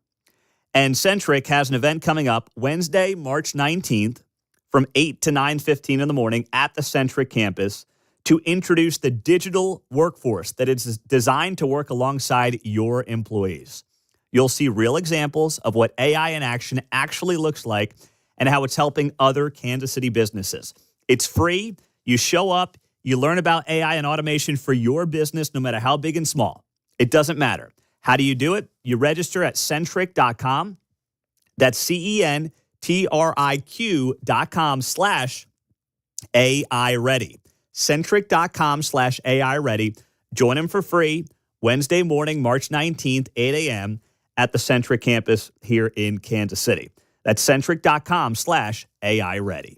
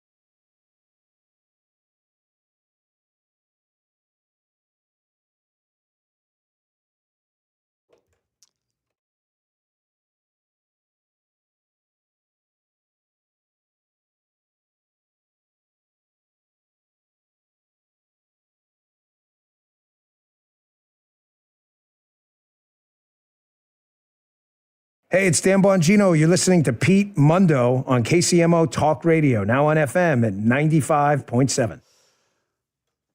Oh, I know you're going to be shocked, absolutely shocked by the Kansas City Star's coverage of Trump and Zelensky. This will stun you. Talk about a bombshell. Said nobody ever. Just a reminder, no need to get the subscription. Just let me share it with you for humor's sake here on KCMO. I'm not worth your Red Lobster money? No, the Kansas City Star is not worth your Red Lobster money. I promise you that. All right? Definitely not. I'm not worth your McDonald's money? No, it's not worth your McDonald's money either, okay? Just sit back, and I will share the stories with you, and you can get a good laugh at their expense. Dion Leffler writing a piece here. Senator Roger Marshall, you're no Dwight Eisenhower, and neither is Donald Trump. This comes after Marshall had a town hall in Oakley over the weekend. I'll get to more of that coming up later in the hour. But it starts off writing here. Senator Roger Marshall talked about how inspired he is by Dwight Eisenhower several times during his town hall meeting in Oakley on Saturday. The article then goes on to say that Marshall spoke less than 24 hours after the surrender. Monkeys in the White House ambushed Ukrainian President Vladimir Zelensky. Oh, my gosh. It is a stain on the honor of America, writes Dion Leffler in the Kansas City Star, that will likely not wash away in our lifetimes. You have got to be kidding me. Woo. Oh. There's something wrong with them. You know, when they wrote that, they sat back and went, oh, that's beautiful. Yeah, I know. They admire the work. Yeah, their hands hurting from patting themselves on the back Yes, so hard. Broken arm. Yep. Adding here in the Star, in the most un-Eisenhower move ever, Marshall parroted the administration's line that Ukraine's courageous and world-inspiring resistance to Putin is a bottomless pit for the American taxpayers. And he blamed Friday's fiasco on Zelensky, who could barely get a word in edgewise while being berated by our beat red-faced president. Did any of these people actually watch this? It was a 50-minute sit-down that, yes, got tense towards the end. But it didn't just randomly get tense because of something Trump said. Trump was there with the cameras rolling, trying to be like, look at what we're about to do. We're going to sign this agreement, and we're going to save lives, and this is going to be great for everybody. And it's Zelensky who sent the thing off the tracks. But that's the Kansas City Star for you. So this notion that, oh, man, I mean, if only Ike was back in power, oh, we would be fine. Do you see the irony here of these people that say they want to take us back? I know. Right? Here they're yearning for the days of old. That's so true, man. It is. The Star and Dion Leffler adds, it's frankly sickening to hear Marshall imply that Eisenhower would have approved of any part of this. Contrast that with what Eisenhower said as he sent 160,000 Allied troops, 73,000 American sons, into the meat grinder of the D-Day invasion to free other people's countries from brutal dictatorship. Today, the hope and prayers of liberty-loving people everywhere march with the soldiers of Ukraine. All right, Dion, I know you're an old guy. I can tell based on the look of your bio picture there on the Star's website. But you send your sons over to Ukraine if you feel that strongly about it. You're going to compare Ukraine today to Eisenhower and D-Day 80 years ago? Are you kidding me? No kidding. What a freaking joke this guy is. And you know what? Let's share a clip from Dwight Eisenhower. Can we do that here? I got it right in front of me. Okay? Ike may have been the guy that coined the phrase military-industrial complex. And this was in his farewell speech, where he may have been ahead of his time talking about endless wars for endless profits. War can be important. It can be valuable when needed. Republicans understand that. It was Reagan who, of course, had the peace through strength approach that worked out very well, too. But here's Dwight Eisenhower, farewell speech, talking about the military-industrial complex. In the councils of government, we must guard against the acquisition of unwarranted influence, whether sought or unsought, by the military-industrial complex. The potential for the disastrous rise of misplaced power exists and will persist. We must never let the weight of this combination endanger our liberties or democratic processes. We should take nothing for granted. Only an alert and knowledgeable citizenry can compel the proper meshing of the huge industrial and military machinery of defense with our peaceful methods and goals, so that security and liberty may prosper together. So that security and liberty may prosper together. That's Dwight Eisenhower, going back 63 years ago, 64 years ago now, in his farewell address to the nation. I don't know which Dwight Eisenhower Dion Leffler or the Kansas City Star is referring to or thinking of, but not the same guy who gave that speech on his way out the door. And if you think the answer is, somehow having D-Day 2.0, you have got to be kidding yourself. Rich Lowry is the editor of the National Review. He will give us great insight on this next on 95.7 FM.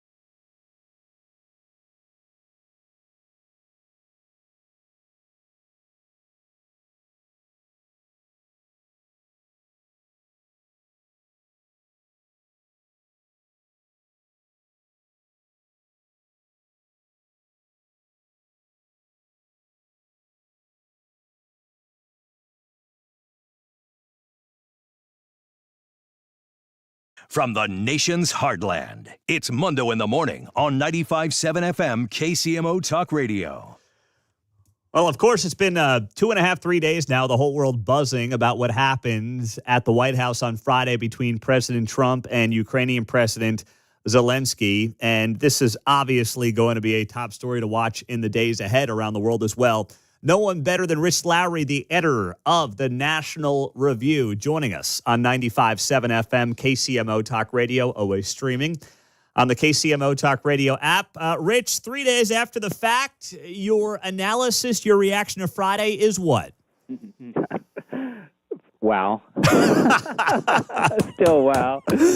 We've literally seen nothing like it, and we probably never will again. Well, maybe we will sometime in the next 4 years as Trump's president, but What about next 4 days? It's extraordinary. So I don't like the way they berated him. I wouldn't do that to a partner in public, but I think Zelensky was an idiot the way he handled it. Total idiot. You know, there's just one day when you got to wear a suit, when it would be a good idea to wear a suit, right? Because that would have been an instant sign of respect. Everyone said, whoa, wow, he really is taking this seriously. Trump would have appreciated it. He should know. His people should know. Trump supporters hate his tracksuits or camouflage or whatever you want to call it. And plus, he looked doubly small by the fact he wasn't wearing a suit when things got heated in there. And then all you need to do is say, I really appreciate the president's efforts for peace. I think if he pulls this off and it's a durable deal, he should get a Nobel Peace Prize. We want peace too. Now we want to protect our interests. So I look forward to discussing that in private, but I'm so grateful for his support, the American people's support. Say it over and over and over again. And then you get out of the public meeting and you're fine. And he just couldn't do it.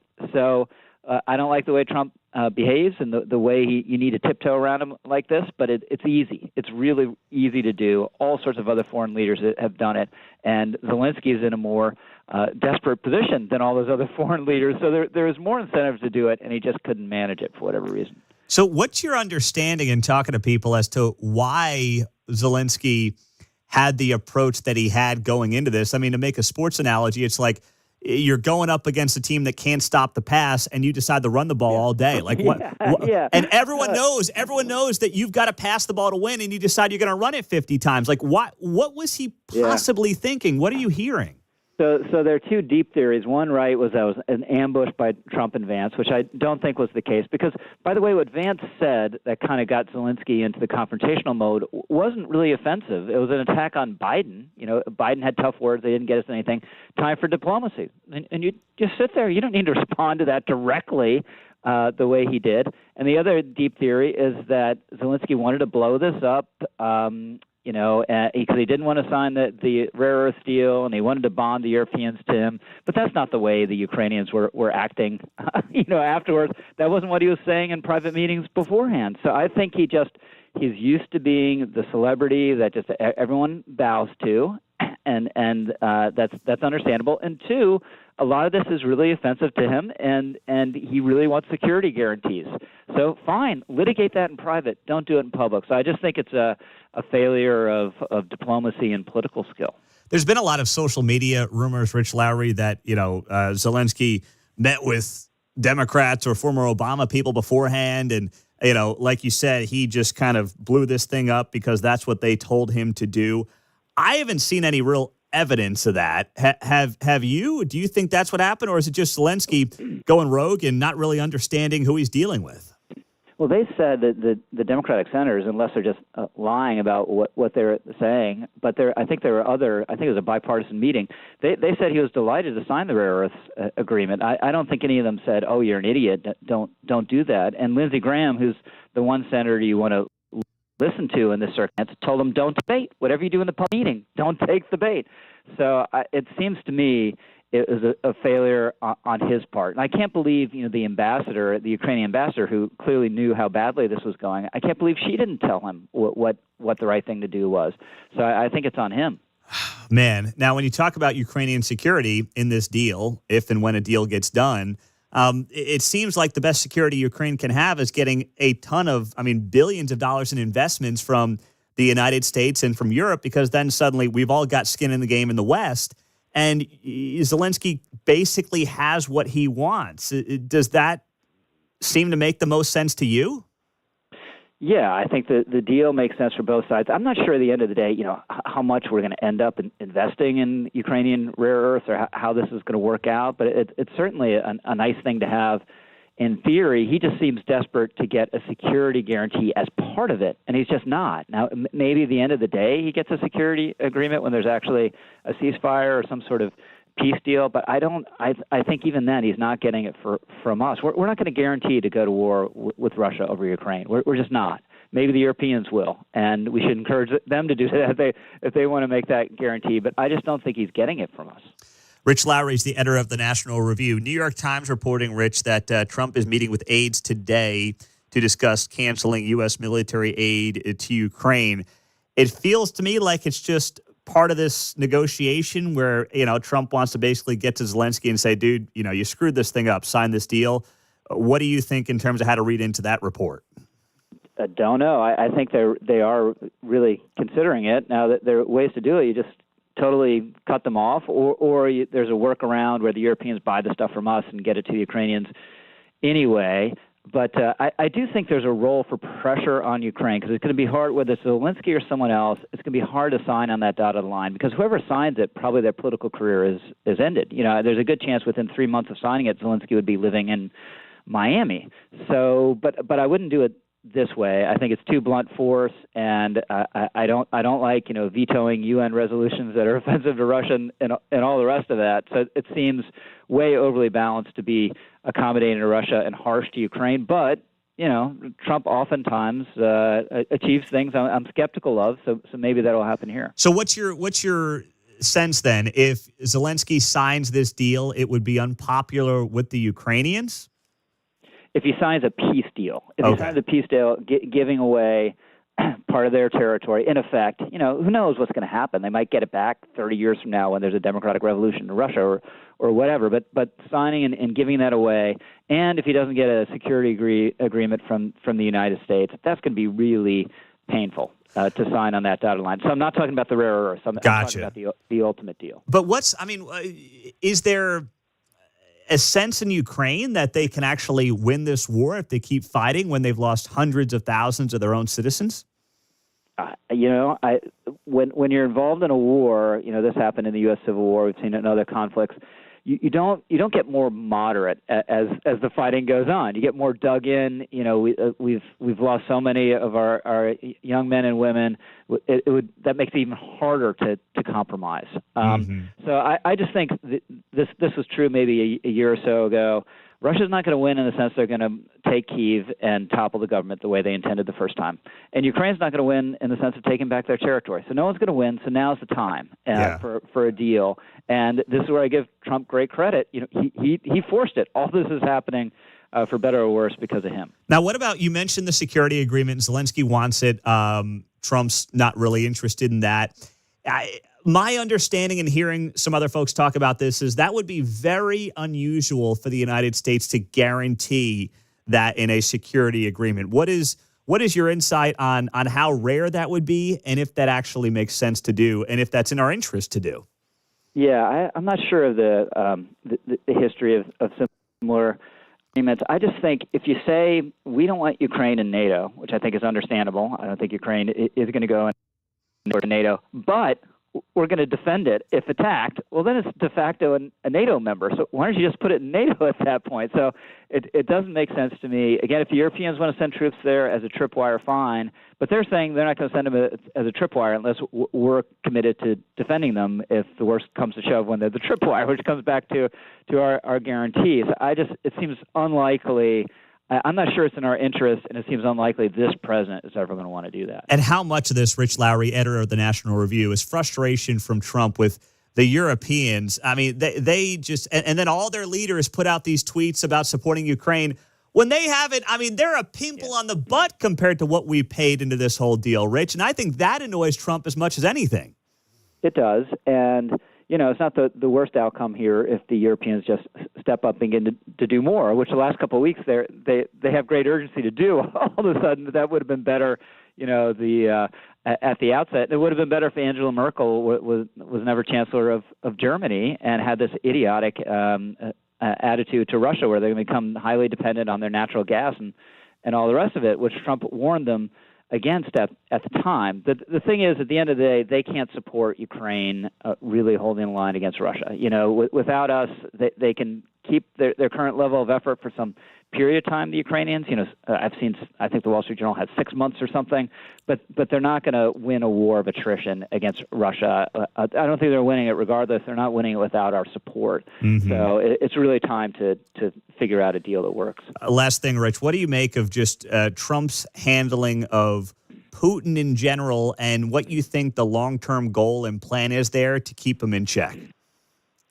Well, I hope there is a long-term goal to keep him in check, but clearly his approach is one. He kind of has contempt for the small, the underdog. He just doesn't consider Zelensky a real leader the way he does Putin, because Putin is a president of a major power that has nuclear weapons.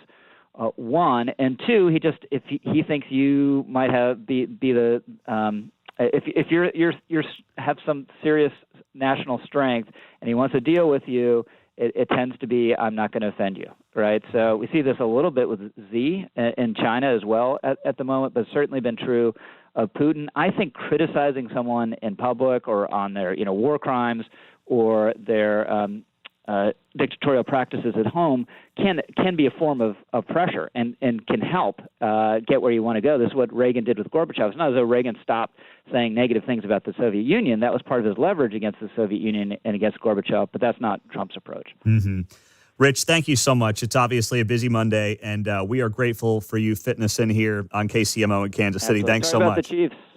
Sorry about the Chiefs. What? Who? Oh, hey, man, as long as if no one's a good quarterback if they have no protection. Well, right? ain't that the changes truth? Everyone. Got to draft that line, and you're a Titans fan. I know you're not an Eagles fan, so we still love you, Rich. Thanks so much. Yeah, there you go. All right. Take care. All right. Have a great day. Rich Lowry does an awesome job with the National Review on KCMO 95.7 FM. And he's right. I said it to start the show. I said it on Friday on X. I said, when Zelensky walked out of that black SUV and Trump mocked him about his dress up. He's all dressed up today. He's all dressed up today. That was the beginning of the end. That was Trump showing right away he has no respect for Zelensky. And you might say, well, Zelensky's in his wartime getup. If you know that Trump's old school and cares about the suit, put on the damn suit, bro. I mean, you got nothing without us. And I'm seeing this on the text line. Elon Musk doesn't wear a suit. Elon Musk doesn't need Trump. And Trump has actually mocked Elon. Remember he said about Elon? He goes, yeah, Elon's Doge guy is dressed even worse than he does in that interview with Hannity. So he's mocked Elon, but he also knows Elon's the richest guy in the world. He doesn't need this. He doesn't really need the government or need Trump in the way that Zelensky does. Zelensky's got no choice. It's just a little different here. 913-408-7957. We have time for you to roll till the top of the hour on KCMO Talk Radio 95.7 FM. We're always streaming on the KCMO Talk Radio app.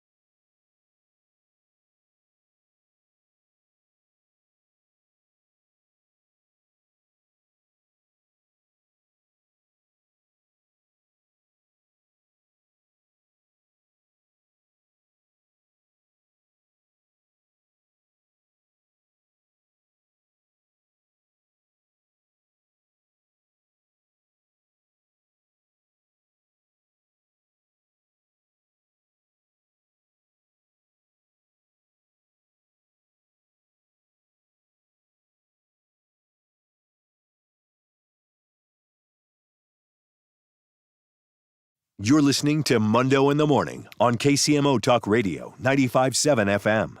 Is this a shout out for Zelensky? Should have been him, the little tiny dancer showing up at the White House. That's what he should have done. That's all it would have taken, all right? Show up there, do your little song and dance. You know what to do with Trump. It's not hard, right? I mean, anyone who's followed Trump for 7 minutes knows what you can do. You show up, you say, Mr. President, we couldn't do it without you. That's literally, that's all you do in front of the cameras. And you probably get what you want here. I likened this to the Seahawks in the Super Bowl. They could have ran it with Marshawn Lynch at the goal line and passed it and threw an interception. Oh, yes. Hey, a simple, who's your barber? Yeah. Would do, right? Anything, man. We got a Trump statue coming to Ukraine once this war ends. Oh, man, thank you, Daddy. We so appreciate it. Anything for you. And then Trump would have been like, oh, that Zelensky guy, I'll tell you, he's come a long way. Such a nice man. Oh, yes. Vladimir. I like you more than the other Vlad. You're my number one Vlad. That's all it would have taken, man. Jeff's in Shawnee. What's up, Jeff? Hey, Jeff. This is a great show. Hey, all you people that are all bummed out about us not sending money to Ukraine, again, I've said this before, man. Prairie Village, Mission Hills with your Ukraine flags. Don't go on that trip to Hawaii. Don't buy you that brand new car this year. Send that money to Ukraine. I've yet to see anything on any of the liberal news stations that say, hey, let's start getting it like UNICEF and United Way. We're going to send them money, but it's going to be your money. Yeah. You're in the game, man. That's all I got to say, man. Take care. Hey, thank you, Jeff. I think that's a great idea. UNICEF for Ukraine. I think that's a smart call. But listen, it's like all this stuff. It's always virtue signaling. That's all it is. I didn't drive through the neighborhoods that he referenced there on the call this weekend. I don't know if the Ukraine flags were flying high and proud. But here's the other part of this. Like, this doubling down on, oh my gosh, Trump had the audacity to do what? Oh my gosh, give Zelensky the blank check and whatever he wants. It doesn't cater to the people that the Democratic Party are hemorrhaging, which is working class, whites, blacks, Hispanics across the board. This is something that caters to the high-income, master's degree, Subaru driving liberal who watches MSNBC and is 62 years old. Like, that's who cares about this and is really offended by this. Not the regular working class stiff that continues to not recognize the Democratic Party that they probably grew up with and that their parents probably grew up with. It's just that same diehard base that they're frankly doubling down on. So this is not the big win that they think it is. It's not. Let's go to Frank in Platte City. What's up, Frank? Yeah, I haven't heard. I'd like to hear a question to Zelensky. If he wants so much money, why doesn't he call the Biden family, ask them for the money back that he gave them, and how much money did he sock away from those billions of dollars? Now, I know they get the money partly in weapons, but there was money going across there, too. Well, and I'd like for Trump to back him in a corner somewhere and ask him the question, even if it's not on TV. You know, Frank, that's chump change. That's chump change, brother. I appreciate it. And then, Biden's going to suddenly be like, What are we talking about? I don't have a clue. Ryan in Rosedale, real quick, buddy. What's happening?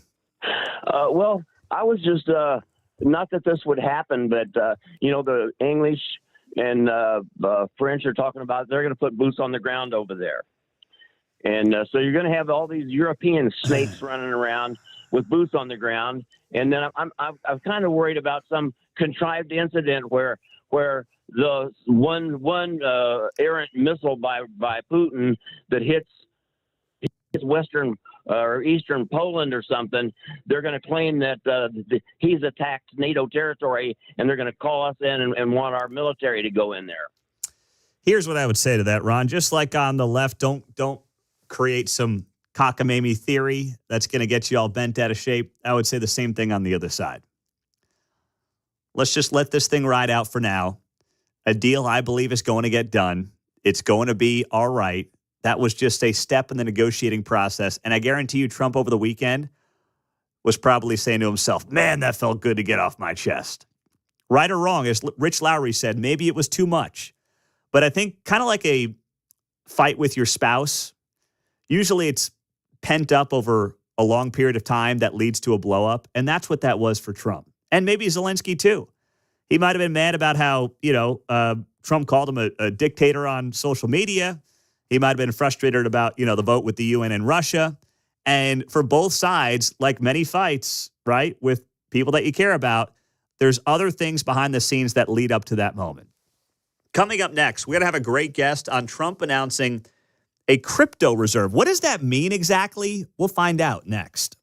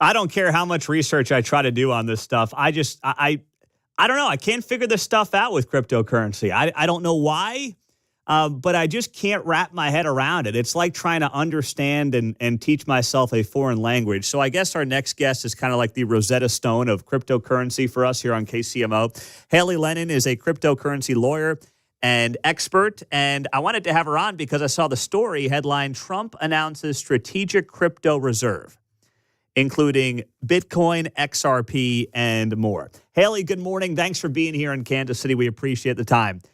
Explain to us, Thanks for having me. what is this? What does this mean? What is the backbone of all this? Sure. So I think what makes sense is to kind of explain the idea of a strategic reserve. It's the same thing as us having sort of the gold reserve. There's various other energy source reserves. And so this idea of a Bitcoin or cryptocurrency reserve was first sort of introduced by President Trump when he came and spoke at a Bitcoin conference last year. And so there's two different things here. There's either a Bitcoin and cryptocurrency stockpile or a Bitcoin and cryptocurrency reserve. A stockpile means that the government would maintain the cryptocurrencies that they've sort of confiscated through enforcement actions and criminal indictments and that sort of thing.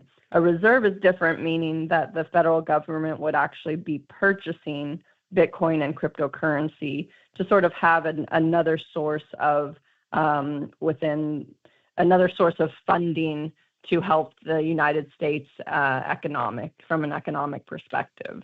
And so, throughout the years, Bitcoin has started to become thought of as a store of value, the same way we think of gold.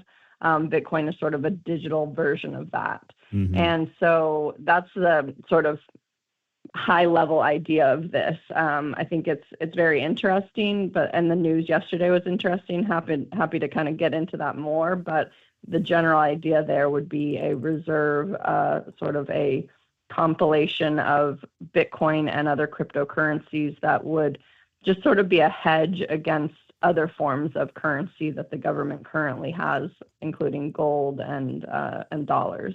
So does it give more of a backstop, I guess, for Bitcoin and crypto at large? Because it seems like one of the main questions that people have about it is, what is its actual value? Does this help with that process, essentially? I think in some ways, I don't think that Bitcoin needs a federal, reserve, strategic reserve to demonstrate its value. It's continued to be adopted and now has Bitcoin ETFs. Other countries have looked at making it national, currency in those countries. So I think that it continues to help the Bitcoin ecosystem mature. And I think what people in the Bitcoin space are excited about is that it's a way to hedge against the dollar and the way that inflation currently works. Because if you go back to the basics of Bitcoin, there will only ever be 21 million Bitcoin, and so it's deflationary. It can't be printed the way our dollars can be, and it's based on sort of an algorithm and computers and science, and doesn't have sort of a central entity or person controlling it and able to just print more and devalue it the way the government's been able to do with our, traditionally with the dollar, especially since we haven't been on the gold standard. So it's kind of going back to this principle that a strategic reserve and the U.S. government will be in a better position from an economic perspective if we have something like Bitcoin that can't just be printed out of thin air by whoever decides to print more. I think that's the key there. And that's also, you may have seen on Twitter yesterday, there's kind of a big uproar because this strategic reserve is now being talked about as having XRP and other cryptocurrencies that are different than Bitcoin because they are more still centrally controlled, and there's foundations or companies behind these cryptocurrencies. And so a lot of people deep in the weeds of this topic are concerned that the strategic reserve is not being discussed as Bitcoin only. Gotcha. Okay. So Haley Lennon is here, cryptocurrency lawyer and expert on KCMO 95.7 FM. So with that, when you look at yesterday's news with the president announcing the strategic crypto reserve, you think it should just be backed exclusively and just include Bitcoin, not these other cryptocurrencies that are out there, just make it exclusive to Bitcoin because it's finite in the amount that are out there, which means it is deflationary essentially? Yes, and the fact that, Bitcoin is, not to get too deep in the weeds here, but it functions differently in terms of it's proof of work, and as I said, it only will have 21 million Bitcoin. There isn't sort of an entity that runs it or creates more or mints the cryptocurrency. So Bitcoin really is standalone. This is definitely a debate in the industry. But many people, even Brian Armstrong from Coinbase and David Marcus, who led Facebook's stablecoin project years ago, have come out and said, the only non-risky cryptocurrency is Bitcoin, and that's what should be in this reserve. That American taxpayer dollars should not be being spent to purchase cryptocurrencies that are then attached by or can benefit a centralized organization that already has, a ton of this, if you use XRP, for example, Ripple is the group behind it and already has a ton of those. And, people are sort of saying the taxpayers certainly shouldn't be exit liquidity for these cryptocurrencies. And so I think it's, I think yesterday it was crazy being announced on a Sunday. The traditional markets are closed. And so it's just this sort of niche industry of cryptocurrency enthusiasts that are passionately talking about it. But at the end of the day, what's happened is Trump has announced that, his intention of developing some sort of Bitcoin and or crypto strategic reserve, and a lot will need to happen before that actually can be implemented. There hasn't been like an executive order about it. Senator Loomis has a bill that's pending, but there's going to need to be some congressional involvement and legislation that actually puts this into place. So I think we're still in sort of the education phase, which I think is great that you've invited me on the show today, because it's sort of it's a very interesting development, and I'm sure there'll be more to come with that. And maybe Trump and his team will eventually either split up, have a crypto strategic bill and a Bitcoin and have those be separate, or just sort of reevaluate the risk of having these other cryptocurrencies in the strategic reserve as well. What do you make, last thing, Haley, what do you make of Friday, the White House Crypto Summit? I don't want to assume you're not going to be there. Maybe you are going to be there. I don't know. But what do you want to get out of that? That also the average person and investor who's not like a total crypto wonk could learn from that event on Friday.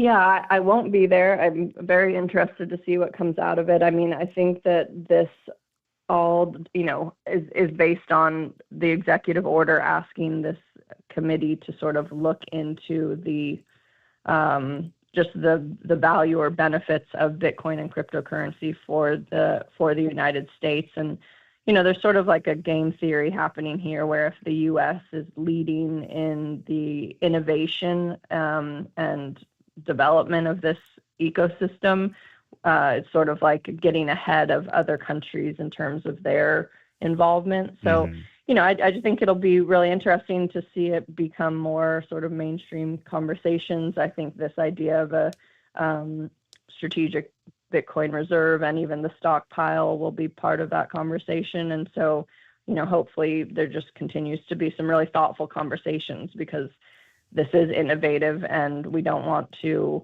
rush to do things and then have them have sort of not negative consequences. The goal is for this to help bring some financial stability to the United States economy. Yeah, that's a good point. Haley Lennon on KCMO Talk Radio, cryptocurrency lawyer and expert on 95.7 FM. Thank you so much, Haley. We appreciate it. Have a great day, and we'll talk to you soon.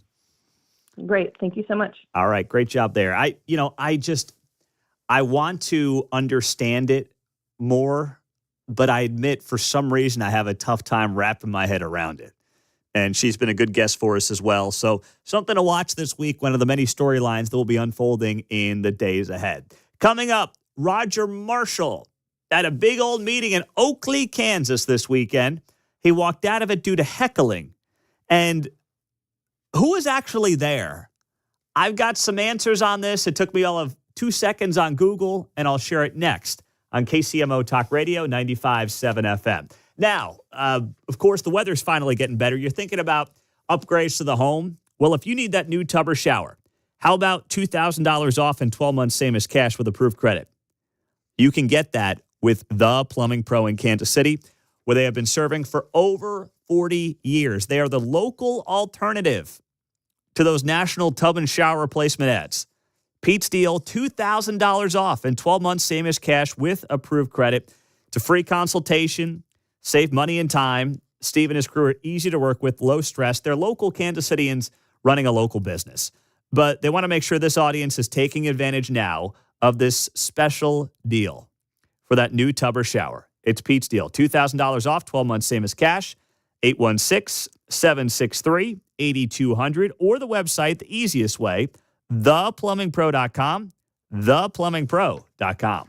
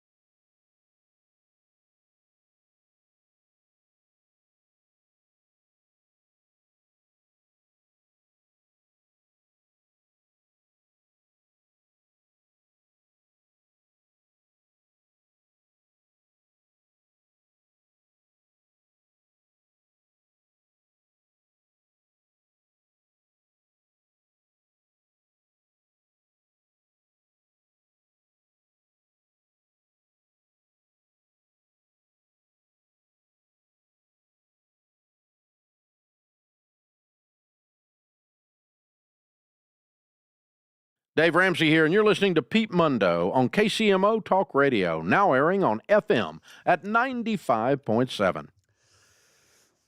Let's go to Oakley, Kansas here. Oakley, Kansas, as that is where Dr. Roger Marshall found himself over the weekend. Population 1,982.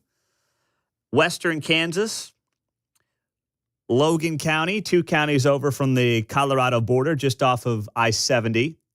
And, of course, that is Donald Trump territory. Well, on Saturday, Roger Marshall's there. He's doing a town hall as one of Kansas's U.S. senators. And it looked like it was about 50 to 75 people who were there who were not too happy with Roger Marshall. And Roger Marshall cut the town hall off early because of some of the protesters who were there. Here's what it sounded like. Is doing right now as far as cutting out those jobs, a huge percentage of those people, and I know you care about the veterans, are veterans. Yes. And that is a damn shame. Yes. Yeah. That is a damn shame. I'm not a Democrat, but I'm worried about the veterans, man. Well, I yielded to one of my elders, and I appreciate his comments. I think it's a great, I'm not going to, we don't have time for everyone to stand up. I do got 2 more commitments today. Appreciate everybody making the drive out, and God bless America. Thank you. We're going to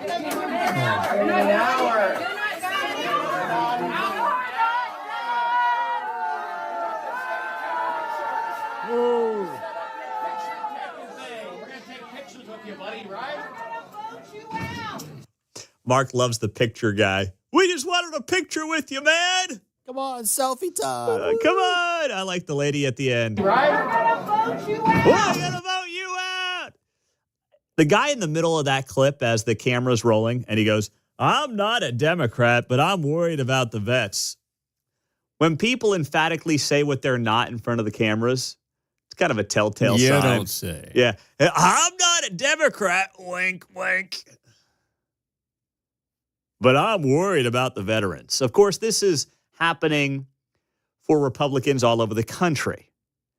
Mark Alford dealt with this a week ago down in Belton, where his town hall was overrun by Democrats, who I think many of them are just actors, not even from the district. And the point is to try to, first off, give the media a storyline. I'll tell you about that coming up and what happened here in Kansas City media. But then also, it's meant to make these Republicans be like, oh my gosh, people are turning on Doge. Even in Oakley, Kansas, where they voted for Donald Trump, 85% of the population in the county voted for Donald Trump. Oh, look at them. They're flooding town halls. They're upset with the Republicans and Elon Musk and Doge and trying to find waste, fraud, and abuse from the government. Come on. It's all a show. And Roger Marshall knew that. That's why he walked out. And I thought he walked out like the gentleman that he is. So Channel 9 covered this over the weekend. And here is part of their report. And then I'll share with you what I happen to find out about this person that they talked to. When Lawrence Mann drove 4 hours to be there, says the senator wanted to screen written questions first, which didn't sit well with him. People were shouting out some questions and arguing with a bit, but it was nothing that I would have thought would have been a problem for any politician or teacher or anybody who works with crowds. The senator's chief of staff released this statement saying, in part, real Kansans overwhelmingly support the president's Doge initiative and that Senator Marshall is to be commended for staying as long as he did. So Channel 9 talks to a Lawrence man, the bluest part of the entire state, who drove out to Oakley, Kansas, 4 hours for the day to heckle Roger Marshall. And that doesn't make you question what the hell this whole thing was over the weekend and who exactly these individuals were. The insinuation that, oh my gosh, Roger Marshall is in deep red Kansas getting heckled by people over Doge. And then Channel 9 is like running the story, and the one guy they can find is a dude from Lawrence. You realize how much more popular that clip would have been and emphatic that clip would have been if it was some good old boy from Oakley who's like, yeah, I voted Trump 3 times, but I'm sick of this. Even if it was made up, at least it would sound good. Instead, they got this guy from Lawrence. And who is this guy? His name was Colin McRoberts. His name showed up on the screen. And, it took me 2 seconds to Google Colin McRoberts, Lawrence, Kansas. And what do I find out about him? He's a freaking professor at KU, for crying out loud. You can't make this stuff up. Was he Phil Lowcock's replacement? I don't think he was the replacement for that commie SOB Lowcock who got fired back in the fall for blasting Trump supporters. But he might have been the Cox lunch buddy for all I know. I can't speak to that. I do not know. I just know this is the least shocking twist to this entire story. Talk about a bombshell. Colin McRoberts is a law teacher at KU, and that's the dude that KMBC decided they were going to interview coming out of that town hall. My guess is this, and I don't know this to be a fact, but we know that Channel 9 didn't have a reporter out there in Oakley, Kansas over the weekend. So my guess is that this guy emailed the local TV stations and said, hey, I'm from Lawrence and I was at the town hall. And they're like, okay, it's always good to have a soundbite to go with our package here. Why don't we interview you and, we'll have you on the news to talk about this. But my gosh, I mean, if you want to make this out to be a legitimate news story, just leave McRoberts out of it. Putting a KU law professor in the bluest part of the state on TV to act like, oh, Kansans are outraged. This guy was outraged the night that Trump won on November 5th. Hey, trust me, he was outraged in a lot of reasons, in a lot of ways, I'm sure. But man, this is something that you see and you just say to yourself, come on, guys, why are you falling for this? What are you doing? Oh, and you know what else he did? In case you're wondering, I've got this story here. Colin McRoberts, who else did he talk to over the weekend about the town hall? He talked to CNN about it. I kid you not. Yeah, this guy. He's definitely reaching out to media outlets and saying, I was there, I'll tell you whatever you need to know. And CNN is running stories as well about Roger Marshall's town hall. Please spare me. This is so coordinated. And can I say something else that I don't think is controversial, but some people might think is controversial? The angle here is like, we can't fire veterans over Doge, and I'm worried about the veterans. Well, first off, there's no evidence that veterans' benefits are going anywhere. There's no evidence that the VA is being upended or anything like that. But there may be some veterans who do lose their jobs due to Doge if they're federal employees. Now, there's plenty of veterans who get pensions. Not everybody, but plenty of them do get pensions. That is well-deserved when you fight for your country and put your life on the line for your country. But this notion that if you're just a worker who happen to be a veteran, you can't ever lose your job, I think that's ridiculous.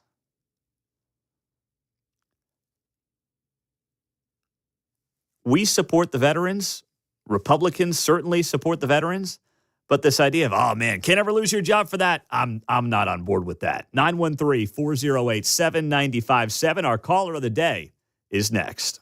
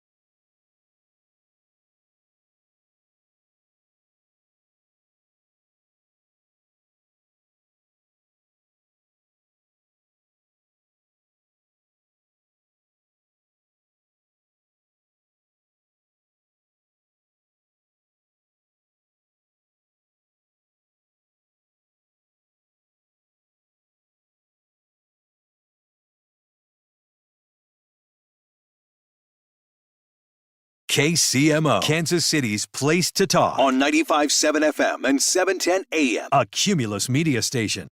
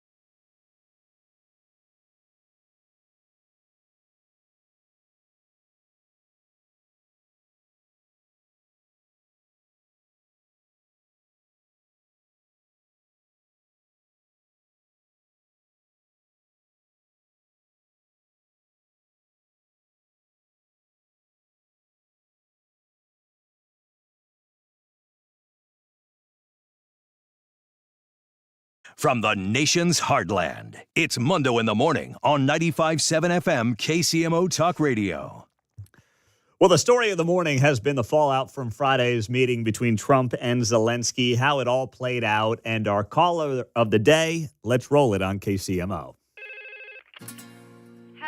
It's the Mundo in the Morning Caller of the Day on KCMO Talk Radio, now on FM at 95.7. Jeff's in Shawnee. What's up, Jeff? Hey, Jeff, this is a great show. Hey, all you people that are all bummed out about us not sending money to Ukraine, again, I've said this before, man, Prairie Village, Mission Hills with your Ukraine flags, don't go on that trip to Hawaii. Don't buy you that brand new car this year. Send that money to Ukraine. I've yet to see anything on any of the liberal news stations that say, hey, let's start getting it like UNICEF and United Way. We're going to send them money, but it's going to be your money. Yeah. You're in the game, man. That's all I got to say, man. See, you know how little I care about what someone says about me or the show when Jeff calls me Jeff, then says he loves the show, and I still make him the caller of the day. So no ego, just all about what's giving us the best content. And Jeff was short, sweet, to the point, well-spoken, and well said, my man. Very nice job. And he nailed it there. Go, Jeff. Go, Jeff. We love you, Jeff. Pete, Jeff, Pete, Jeff. But he's right. It's all virtue signaling. This is all about just, I hate Trump. I can't stand Trump. Trump's the worst. And this is the biggest and most recent reason for it. That's it. I mean, for goodness sakes, yes, we're all on the same page. Or I would say 98% of us are on the same page, wanting to make sure that Ukraine holds off Russia. There's a couple of Russia simps out there, but most people understand that, pushing back on Putin, not letting Putin take whatever he wants in Eastern Europe is important for the world and important for the West. But my gosh, we've given you $300 billion, way more than anybody else on the planet, not even close. European nations were all outraged by Trump on Friday. All right, then you goobers step up. You guys have paid less than half of what we've paid. You step up to the plate, put your money where your mouth is, but here's the problem. They can't. They can't do it. Why? Well, because they don't have the economies to do it. And they've allowed their economies to be largely driven and run by awful green energy policy. They've done nothing when it comes to their immigration issues. Those are well played out. And now you sit here and you say to yourself, okay, how are you guys going to step up? Mark, at 8:45, I got a clip from that segment of Justin Trudeau speaking here in the last day or so. I want to play that real quick, and I'll just give you a little glimpse into how these other nations insist that now they're all in on Ukraine, but the numbers just don't add up. Here is Canada's Prime Minister, Justin Trudeau. Mean UK boots on the ground and planes in the air. From your answer, I am taking that will not mean Canadian boots on the ground. Is that, just to finish, is that the case, or are you considering Canadian boots on the ground in the form of peacekeepers down the road? Every step of the way, Canada has looked at the ways it can best help. And as I've said a few days ago, everything's on the table. We know that the Canadian military has ways that it can contribute. We're not going to get ahead of the discussions on how to keep a peace that isn't yet in place. But Canada will be there and is open to doing what is necessary, but those will be decisions taken in the coming years by Canadians and their government. Prime Minister Starmer said... That's Trudeau. Everything's on the table. We know that the Canadian military has ways that it can contribute. Canada has 63 fighter jets. 63 fighter jets total.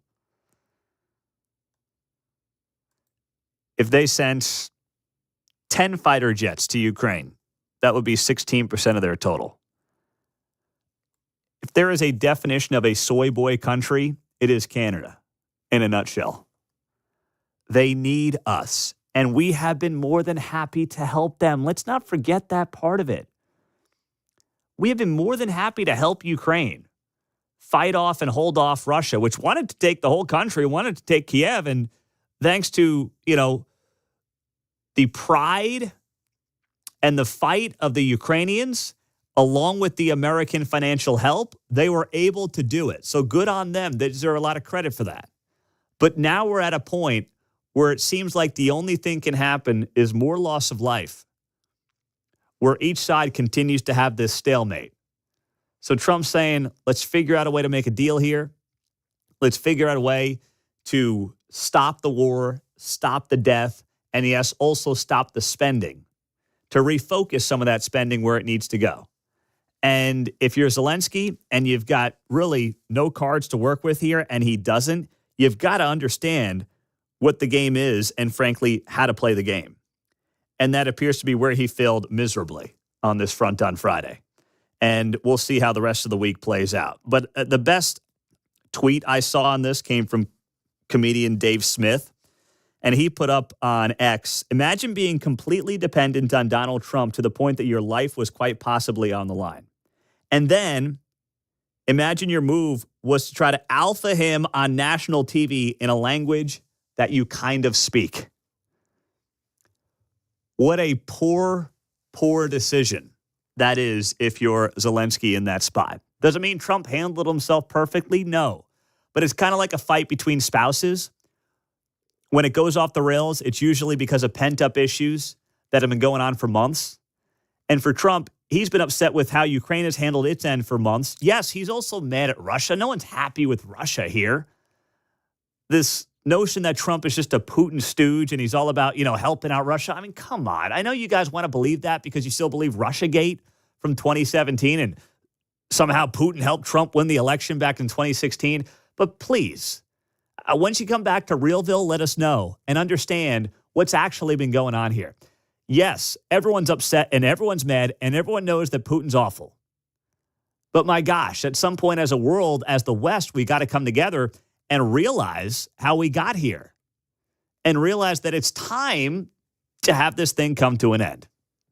913-408-7957.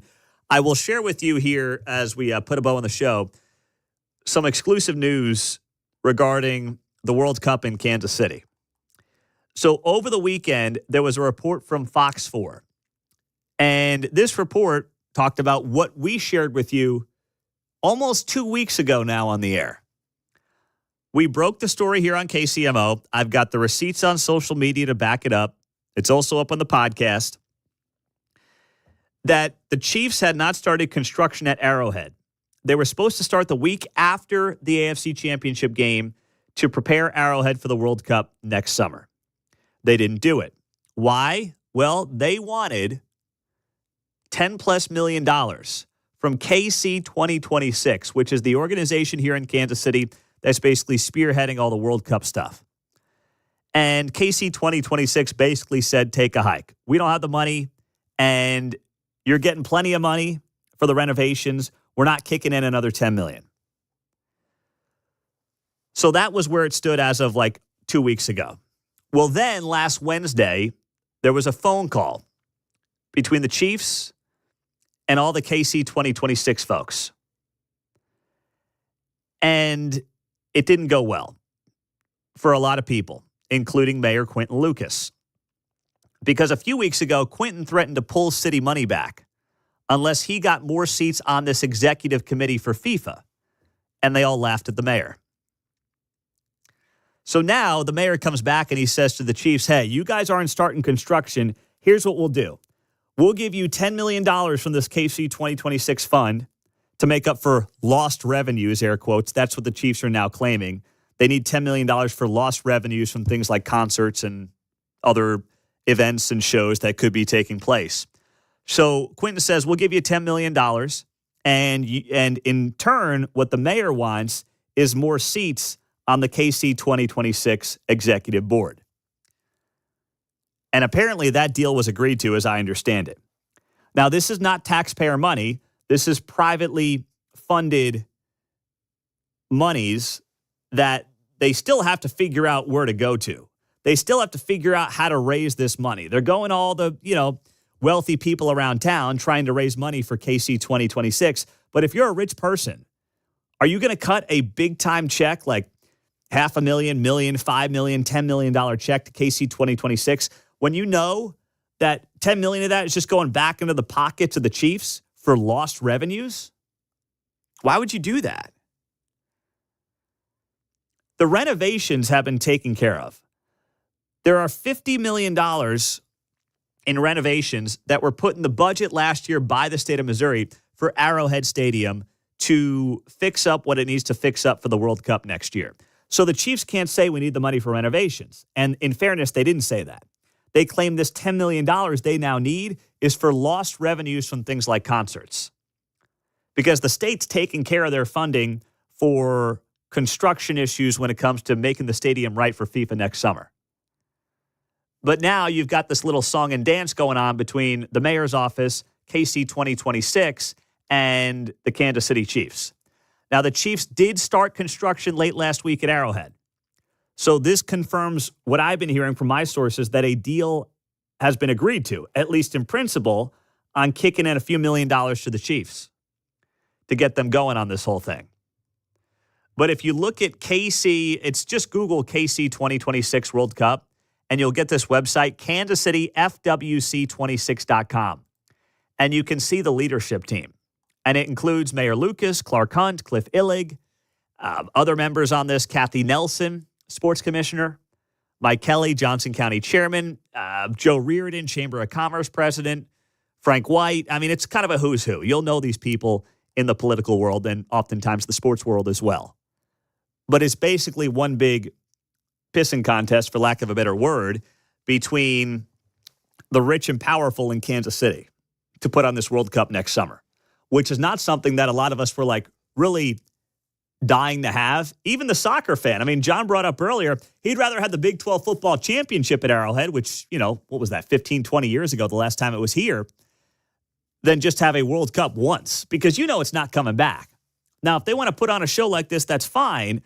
But honestly, if you're someone who's being hit up for money for KC 2026, why are you going to cut that check when we now know millions of those dollars are just being funneled back to the Chiefs for, air quotes, lost revenues? I mean, the Chiefs can play whatever game they want. They're entitled to use their leverage as they see fit. But, man, this whole thing just feels like a stretch and, frankly, kind of stinks. Or they basically held the thing up. And that's what Fox 4 reported, but it's something that we told you about nearly 2 weeks ago here on the show. So I'll share more of this on social media as well throughout the day, John. It's now called a Zelensky. Yeah. Do a Zelensky. Well done. Here's the difference. Chiefs have a lot more leverage than Zelensky's ever had. Oh, man. That's right. Clark Hunt's wearing a suit. Yeah.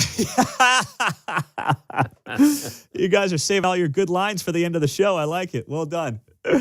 Happy first birthday to my youngest daughter, Charlotte. 3 of 3 girls born on 3/3 1 year ago. I just gave her a shout out on my Instagram page at Pete Mundo. You can see some photos from her first year there if you want to see them. But she does turn 1 year old today. So shout out to Charlotte Rose. We love you. You're hanging in there with those 2 older sisters. And no one's going to be tougher than her dealing with those other 2. Coming up, the best clip from Saturday Night Live, which was actually hilarious and ties into local Kansas City news, I'll give to you next.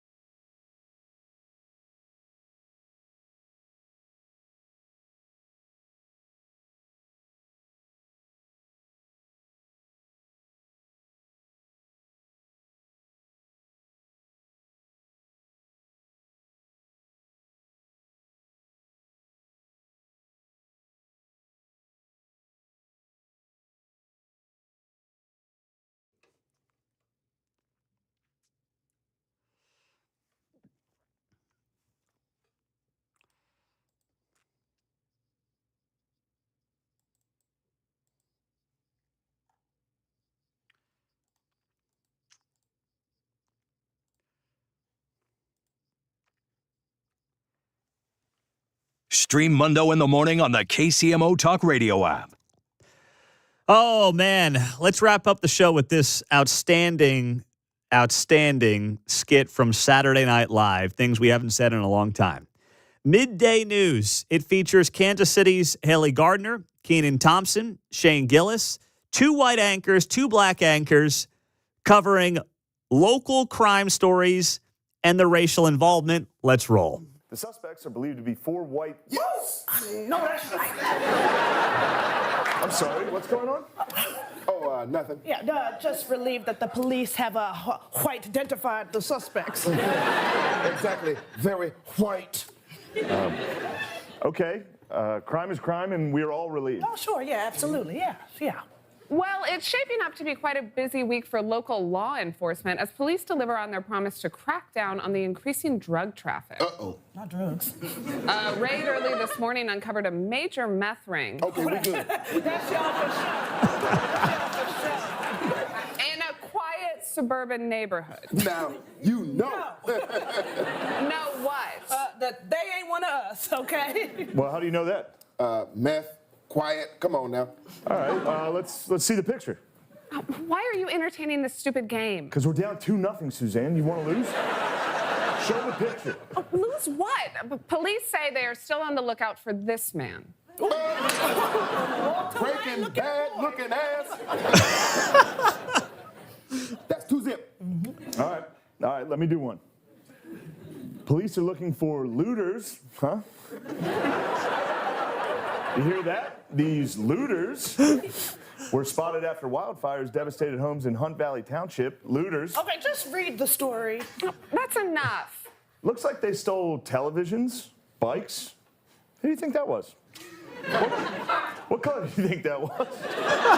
Good job, Dale. All right. Police are on the lookout for the alleged ringleader, a local man named Ethan Kapowski. Damn it. We in your ass. All right, this is childish. It's time to take a moment to hear from our eye in the sky, Sheldon Holmes, with the latest on traffic. Thanks, Suzanne. As usual, we've got a bit of a lunch hour bottleneck situation heading east on Route 30. And speaking of 3-0, get your brooms ready, because it's looking like a sweep, y'all. Fine. Yeah. Let's see about this one. Mayhem at the barber shop. Oh, damn. Oh, no. After a customer was shot. Oh, Lord. During an argument over Drake and Kendrick. Yeah, that's us. Right. Yeah, that's us. Okay, 3-1.